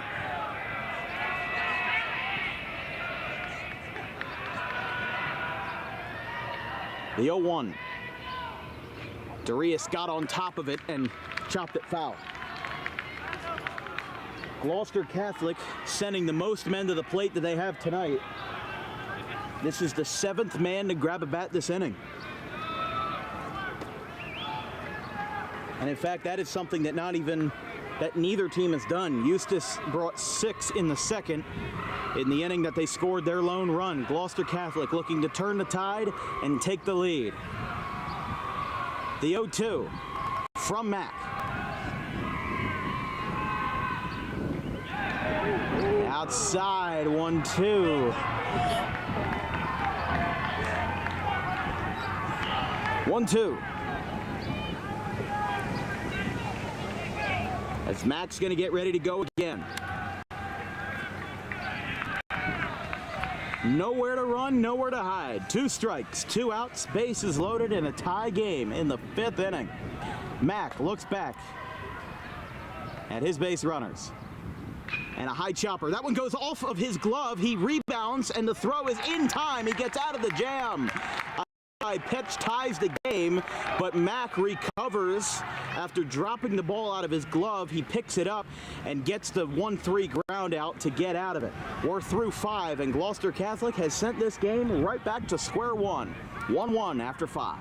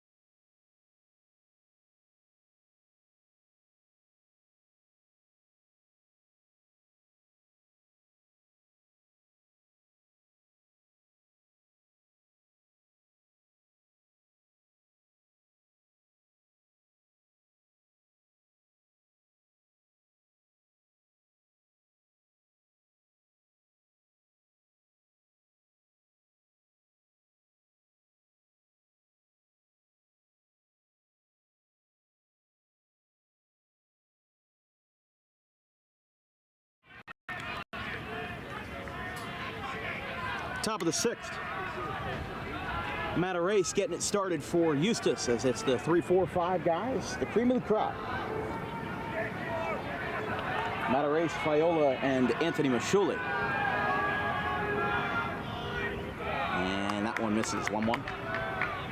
Bishop Eustace and Gloucester Catholic now tied as Lipoff was hit by a pitch with the bases loaded. And then Mac got out of it. Had a good angle on it, but it is foul. And it's 1-2.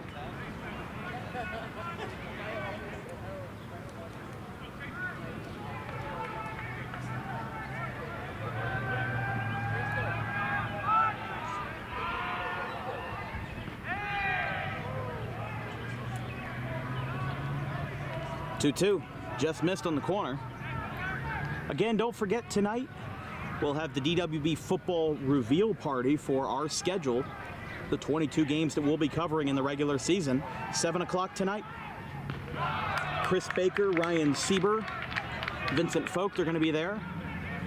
And we'll be unveiling the 22 regular season games from August 29th all the way to Thanksgiving Day. What we'll be covering.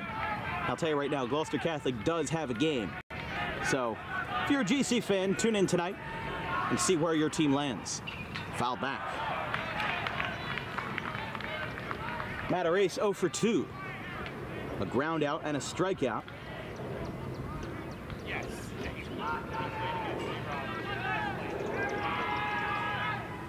This one is hit well out towards left field, but Pancoast is there, and he brings it in, 1 away. But this game is back to square one.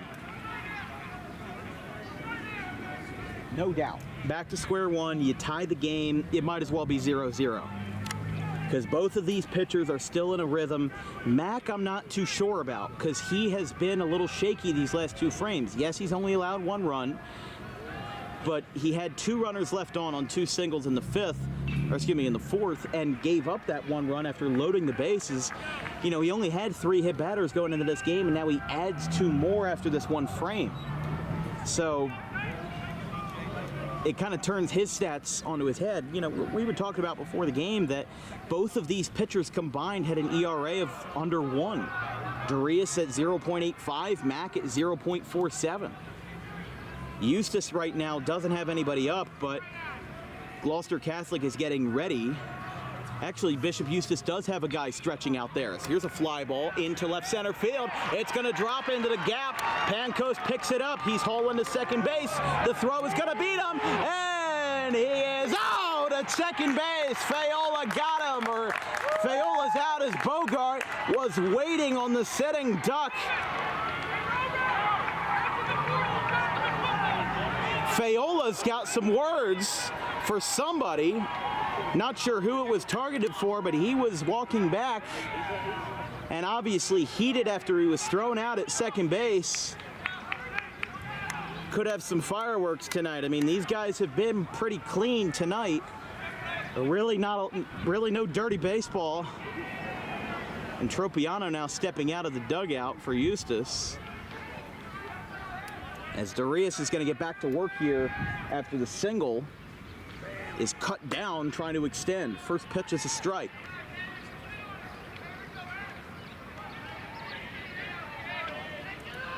That's a great way to rile up Gloucester Catholic, though. Because if Fayola's got some words, they're going to use him as the poster child for Gloucester Catholic's mindset going into the bottom of the 6th.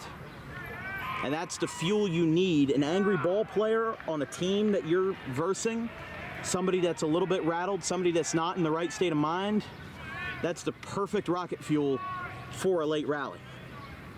As it's 2 strikes against the UMBC commit Mashuli, as that one is going to be time called. Trey Martin, the DH, is next. Mashuli has reached base twice with an error and a single. And a swing and a miss. He got him. Darius is loving it. He is loving it with a little gesture towards the Eustace dugout. These guys are fired up, and it's not even 4th of July, but we might see some fireworks tonight. Going to the bottom of the 6th, somebody is going to win in their last at-bat. 1-1.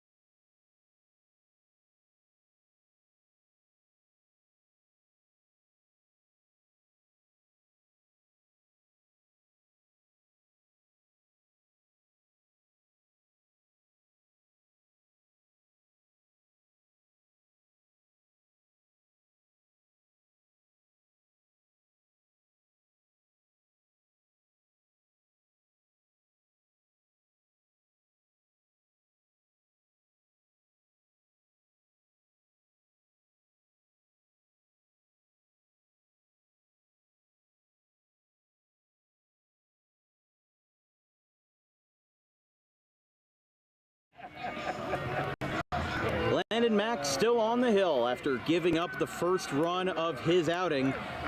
Just his 4th earned run of the year. With a walk. Actually, no, that wouldn't even be.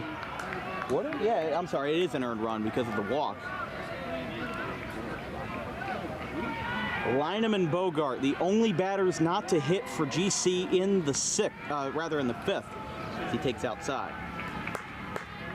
Or a couple of things chirped with Fiola after he was thrown out at second trying to stretch a single into a double. As Lynham takes a strike, 1-2.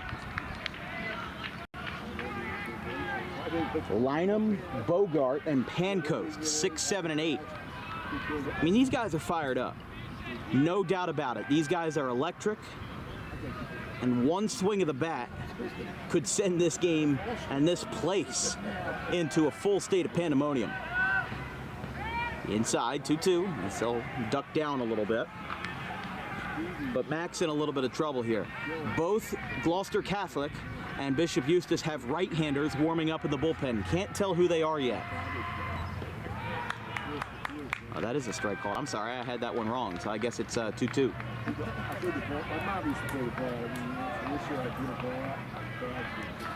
Again, hard to tell with the first base scoreboard being out of view.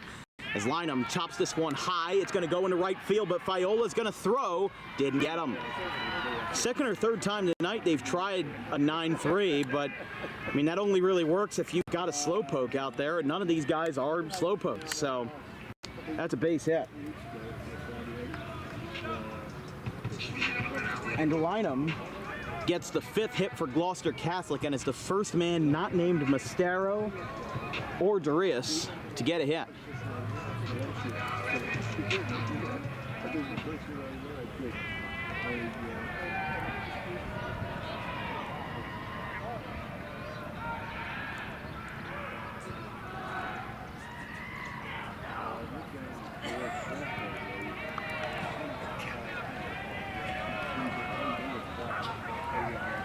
Mack to Pancoast.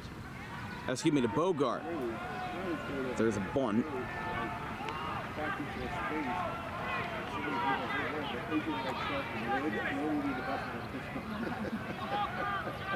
One here in the bottom of the 6th inning. Gloucester Catholic could really turn this game around after not a sluggish performance on offense, but certainly not the one you'd expect from a 25-2 team. On his outside, he bunted but pulls back.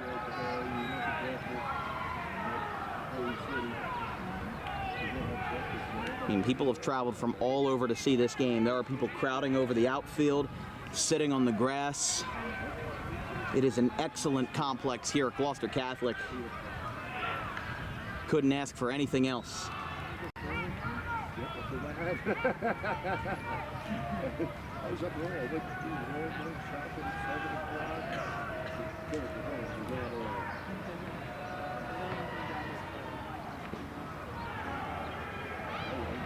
Outside.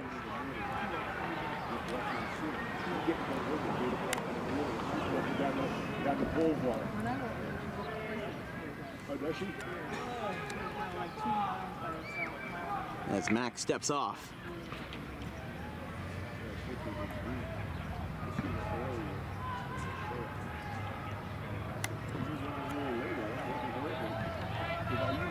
Landon Mack ready to go. Go ahead run on first. With Lynham on, Bogart bunts but takes a strike. Count is 2-2 against him.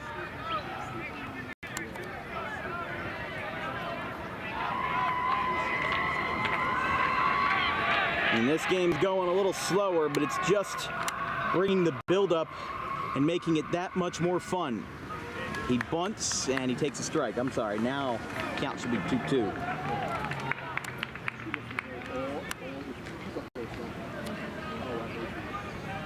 With a wonderful crowd on hand, go-ahead run is on.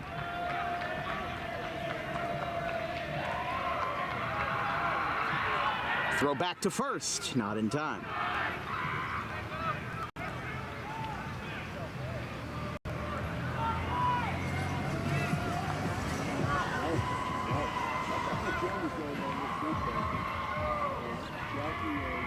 Runner goes. This one is floated into straightaway center. The runner's got to go back. Here comes the throw. It is not in time. Runner got pulled off the bag. Now they're going to try to do it again. He actually had to swim move back onto the bag because it looked like he overshot it. And Mashuli almost had a spectacular double play. Instead, it's a standard fly out to center for out number 1 as this brings up Hancoast here, the 8-hitter.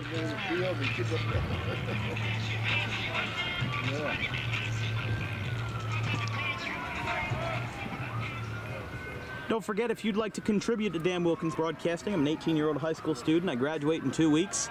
Anything that helps goes towards my college fund and also towards equipment expenses. As a fly ball into left center field is caught by Matarace. 2 down.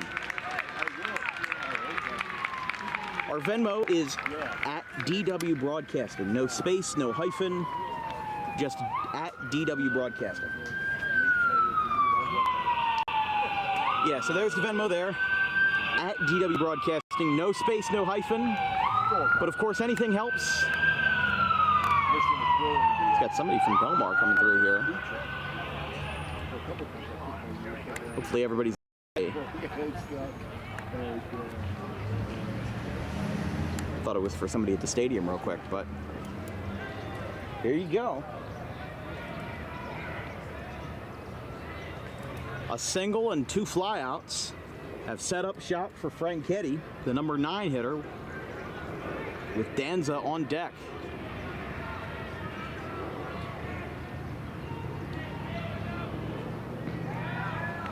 Outside 1-0. I mean, both of these teams have incredible baseball cultures. And, man,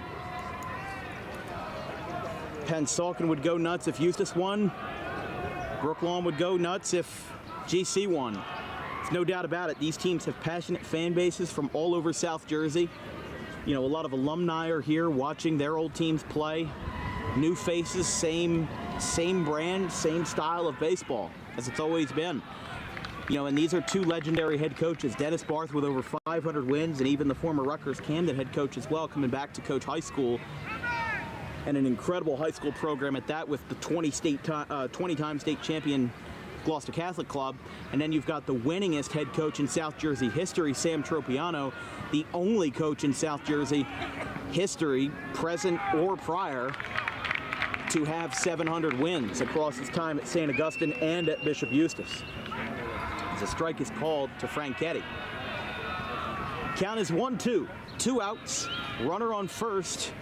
With Guy Lynham being the go-ahead, we'll see if the bottom of the order for GC can do the same that Eustace did many moons ago. It's a swing and a miss, a half-hearted swing, but it does the trick.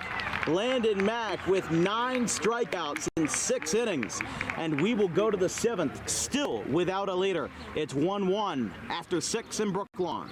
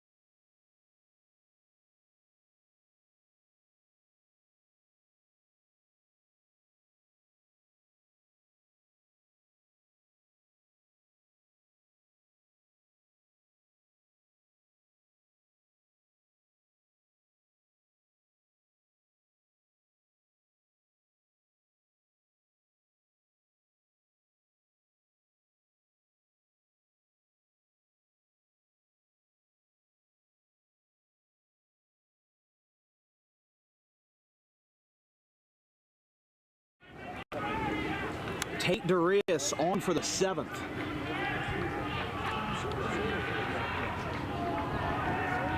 I'll tell you, it does not get any better than this.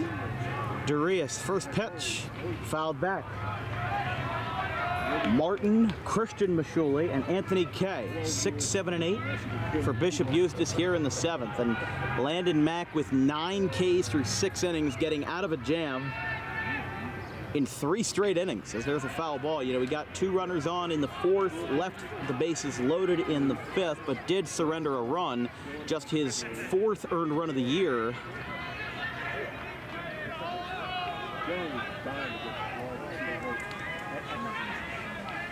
And a 1-1 game in the 7th. You know, a lot of people have been saying an instant classic before the first pitch was even thrown. As there's a swing and a miss, Darius gets the strikeout, 1 away.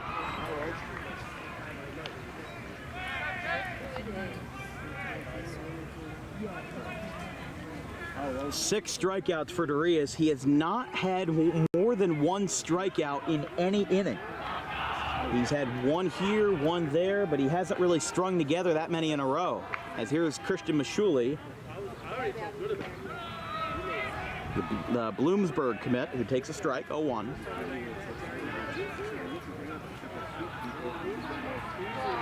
Maybe I don't know that word. There's a strike again, 0-2. Don't forget to tune in at 7 o'clock tonight for the DWB football schedule reveal.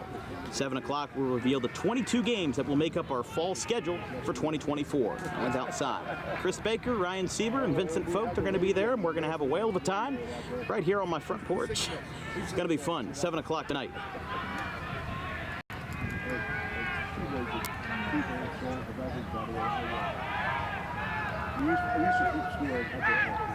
Swing and a miss. And there's 2 strikes against him now.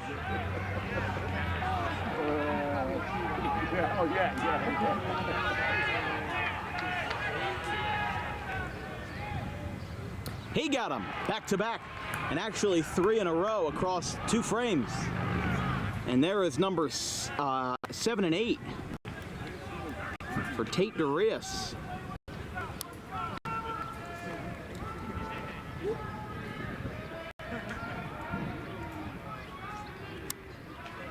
I apologize. That is strikeout number 7 for Darius. But with Anthony Kay at the dish, who has popped out and flown out. That one's outside, 1-0. Very well could be looking for number 8 here, as he's going to look to strike out the side and set up Gloucester Catholic for a potential sectional winning walk-off. Every time we've been to Gloucester Catholic, something magical has happened. Giving sage advice. And the good thing here, 1, 2, and 3 for Gloucester Catholic in the 7th. Danza, Terranova, Mastero. If you remember, Jack Mastero had a walk-off back on the 17th of May versus Kingsway the last time we were here. That one's high. 3-1. I mean, Darius really hasn't been in much trouble except for the 2nd. He's gotten in an even better groove, as their pitching coach is going to come out mid-batter here. Steve Mondile.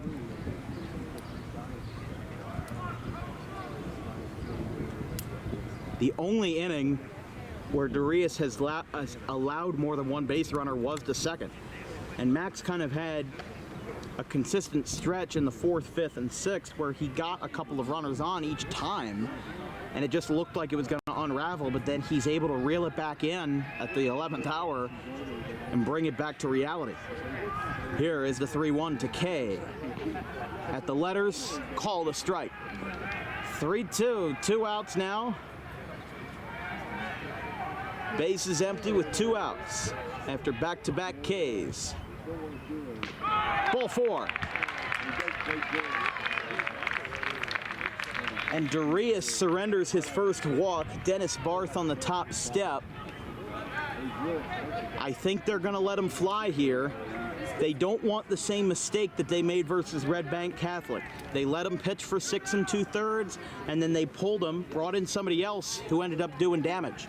And with runners on, this makes a complicated situation here, as Eustace and GC both had arms up in the bullpen. Both have gotten back to the dugout, so I don't know if Landon Mack's day is done yet. We're going to find out at the end of this inning. but especially that situation as there's a strike called to McLaughlin, who had the only RBI for Eustace tonight.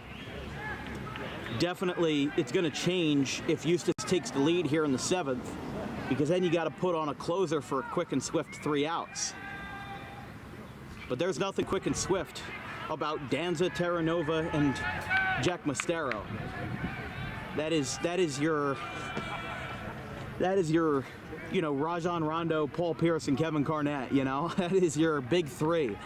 And they're all sitting at the top of the card. I mean, it's not even a big 3 for Gloucester Catholic. It's about a big 9, 10, or 11, basically. This entire roster loaded to the brim, and that's why they're 25-2. Fly ball, straightaway center, and Terranova is there. Gloucester Catholic gets out of it with a runner on, and Darius completes the 7th inning. And for all 8 appearances this year, he has still not had a single appearance with under 5 innings. We go to the bottom of the 7th. Bishop Eustace looking to defend. Gloucester Catholic looking to punch their ticket to the to the state finals at Veterans Park. We go to the bottom of the 7th, still deadlocked at 1-1.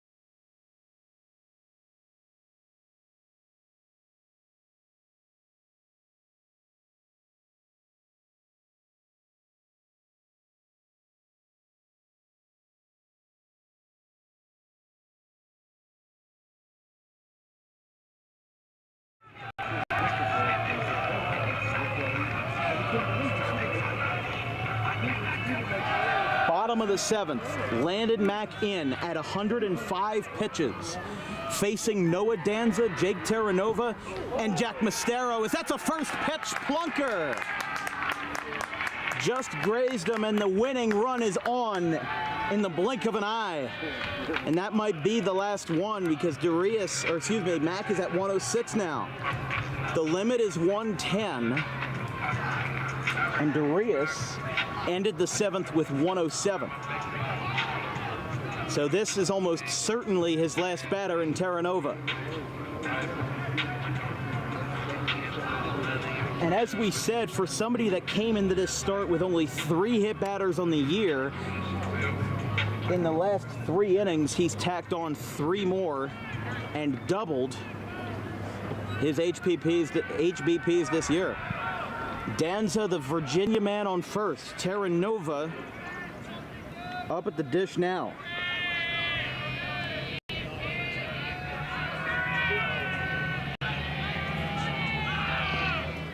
A bunt and a called strike. 0-1.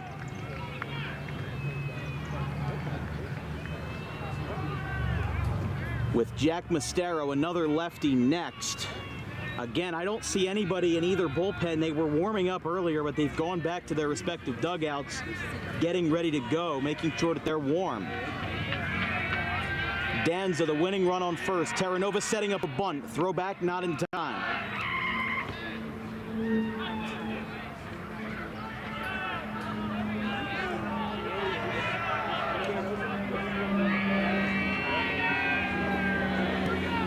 He bunts this one in the air. Mack dives for it, and he makes the catch. Did he make the catch? No, they threw him out at first. The ball got trapped in front of him, but a valiant effort. He gets the one out, but advances Dan's at a second base. Tropiano starting to trek his way out there. I'm not sure if Matt can finish the batter. I don't know. If you reach 110, I think he's at 109. I think he can finish the batter. I think that was a rule change that was made after Ridge was disqualified over a pitch count issue last year.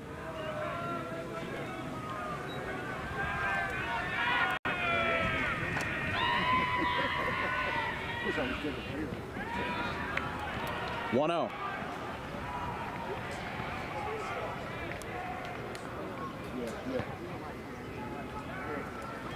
Jack Mastero, 2 for 3 with a strikeout, a double, and a single. Looking to play hero.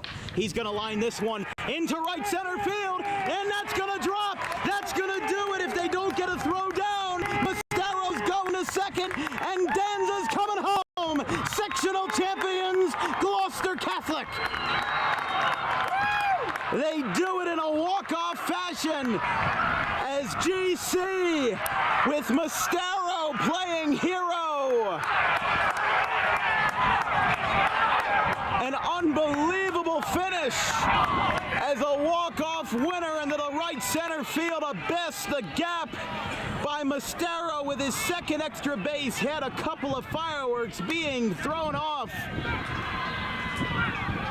And what a finish. Jack Mastero, for the second time this year in front of our cameras, gets himself a winner.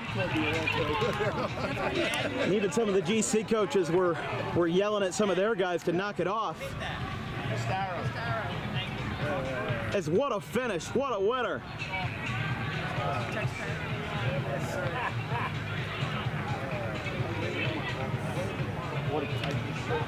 What a game. That's a DWB Classic right there, no doubt. Walk-off winner, Jack Mastero. His second double of the night, 3 for 4.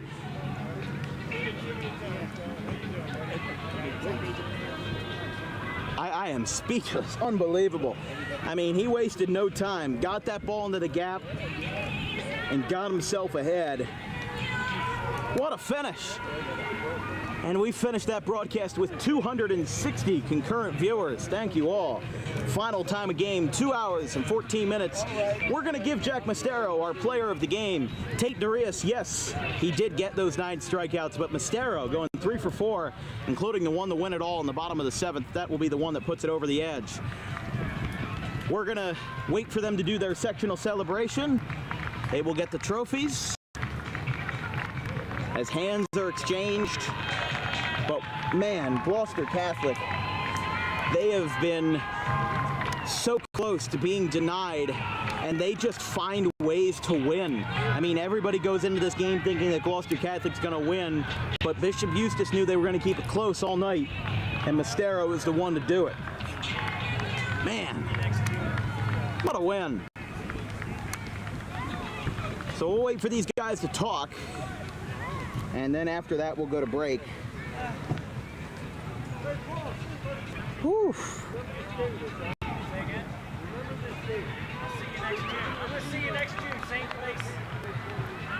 I think they're going to get their sectional trophies, and then we'll talk to them. There's Lucas Guerrier, the happy camper as they call him. And there it is.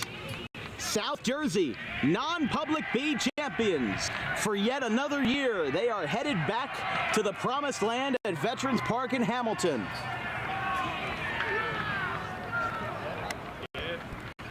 And they will look for state championship number 21. All right, so these guys are going to talk it over, and we'll be right back with Jack Mastero, your player of the game, presented by Harper Driving School. We'll be right back.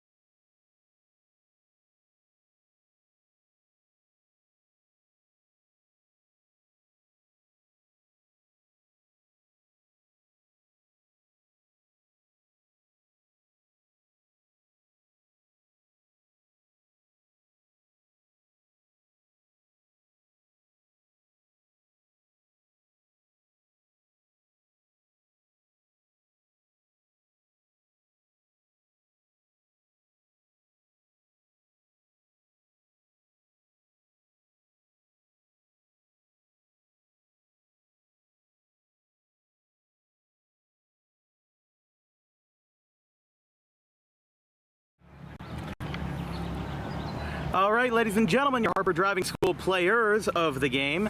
We've got two tonight because we just couldn't decide, and honestly, they were both incredibly crucial in Gloucester Catholic's win. Tate Darius are one of the two players of the game. 7 innings pitched, 9 strikeouts, almost had the limit at 107 going through 7 there, but you've had 8 appearances this year, and in all of them you've gone 5 innings or longer.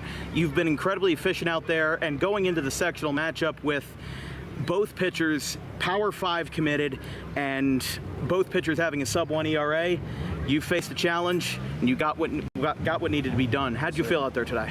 I felt pretty good. You know, I came out, I was throwing a lot of strikes. You know, I was pounding the zone, fastball, slider, changeup. I was working all pitches, all quadrants, and you know, I was getting weak contact all day. And you know, yeah, you know, I know Lando, he's a stud, and we were both going to come out. And we both wanted it really bad, but I'm happy our guys came out on top. I mean, this was the matchup that people had been hyping up for weeks. You know, you guys had Princeton Day and St. Rose, and then Bishop Eustace had Holy Cross and Holy Spirit. You guys were going into this game really facing opponents of your same caliber for the first time in the playoffs. Yes, sir. I mean, respect to those teams, but Bishop Eustace is on your level, and you guys are on the same level, basically. But you guys had the edge today. So with that being said, you know, you guys have been just rolling all through this season. Your 2 losses were to one of the top public schools in the state and Del Barton, which, come on, they had Anthony Volpe and Jack Leiter in the past couple of years. They are nothing to be messed with, and you faced them too. So you guys are coming back in the playoffs. Your first start in the playoffs. How did you adapt to the pressure? Because they got that run early, and in the second inning, how'd you adapt to that pressure and overcome it? You know, pitching for GC, you know, Coach Barth always puts me out there in all the big games. You know, every game this year I pitched, almost every one was against a top team in the state, and all those teams in the state rankings. And you know, we came on top of most of those games, and you know, over those games, you know, I know how to deal with pressure. I've been dealing with pressure since I was a little kid, and you know, they scored that run, but I was like, you know, no biggie. I just got to keep doing my job, and you know, our guys are going to come through, and they did. And that honor for Coach Barth and to you for being that guy that he trusts to put in the big game situations, how does that feel for you that you've earned that spot of being the guy that he will go to when he needs his team to win the most? You know, it means a lot. You know, none of this is luck. I mean, I work so hard. I work every day. You know, I just do something to get better. You know, I work so hard to, you know, just go out there, give my guys the best chance to win, and you know, give myself the best chance to succeed. And you know, it's been paying off this season, and hopefully in the future it will as well, because I work so hard, and you know, I'm blessed to get the ball in these big games, and you know, pressure is a privilege, and it happens a lot. So. And with these guys, you know, you guys went 24-7 last year and then lost a lot. The fact that you guys came back with no Tanner Nolan, you know, missing so many guys in the pitching core, you guys have gotten stronger with that, even with all the graduating seniors. And it looks like you guys might have it again this year. So now that you guys have your ticket punched to Veterans Park for next week in the state final, you guys have a lot to think about as we've got big celebration coming.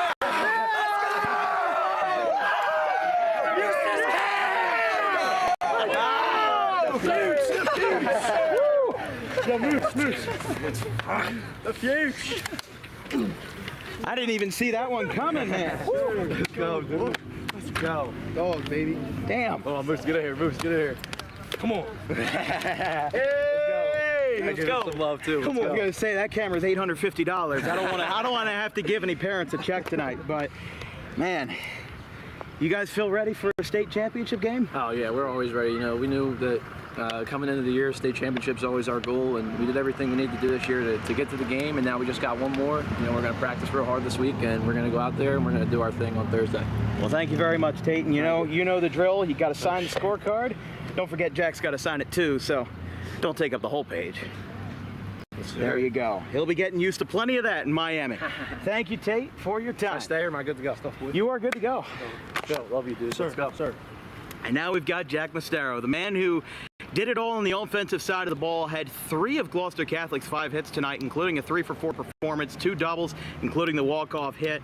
You know, you guys have, as we said to Tate, faced the pressure before. Right. You guys are 26-2, but that doesn't mean that you guys haven't earned it. You've had a lot of walk-offs, you've had a lot of close games, you've had a lot of one-run games. Yeah. And now that you guys are in the state championship game for Thursday, there is a lot to look forward to, and the Gloucester Catholic culture is something that you don't see a lot in South Jersey. You see a lot of it up in North Jersey, but you guys are so loose, and you guys come from so many different places as a Catholic school, but you all come together as one family. What is that dugout experience like during a game? It's unbelievable. All year long, we talk about being together. Tiger on games, and that's what we've been doing this year, you know, staying together as a team. Last night we had a team dinner last night, got us together before this game, and it obviously helped, and being together is the biggest part of this game. And yeah, I mean, the culture is definitely something that has been going on for 30, 40 years now at Gloucester Catholic. That's why you guys have 20 state championships. But at the top of the second, the only run that Eustace got on the board was that weird little ground ball at the first base line. And I thought we went back to the basketball season for a second there with that crossover move. I don't know how that happened there. It looks like, at least from my view, that it was a foul ball and then it rolled back fair. Is that what happened? So it was fair. Hit a lip, took a right turn on me. But it happens, you know. We have a tough infield in South Jersey, one of the not better ones, but you know, it happens, you know. But we bounce back. Mistakes happen. You guys are human. Right. And you guys bounced back from that and got off the pressure. But you guys faced Landon Mack this year, and it was just an incredible performance by both pitchers. You know, Landon Mack had 8 strikeouts, Tate had 9. Both were nearing the end, and Mack was actually, that was his 110th pitch that he threw when you got that walk-off double. So if you didn't do it, you would have had to face another relief pitcher, and it definitely made the situation a lot different for Bishop Eustace. But you guys didn't have, you know, the going out of the gates that a lot of people expect out of Gloucester Catholic. So the fact that you guys tied the game on a hit by pitch, you know, what was that feeling like for you guys when you were down early, and how did you guys kind of have the mindset to come back from that? You know, when you're down in games, it makes you gotta lock in even more, grind out at bats, you know, take pitches, get his pitch count up like we did. Obviously, he got 110 pitches, and yeah, all game he was, Coach Beans was saying, get his pitch count up, see pitches. So, and we did, and it worked.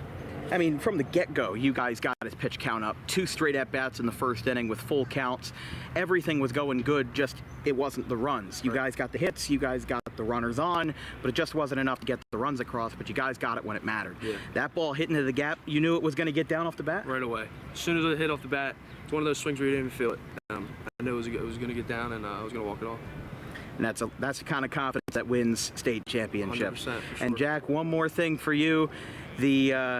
The line that has captivated my Instagram feed for the past month, the boys are 26-2. 26-2. You want to finish it? Woo woo yee yee.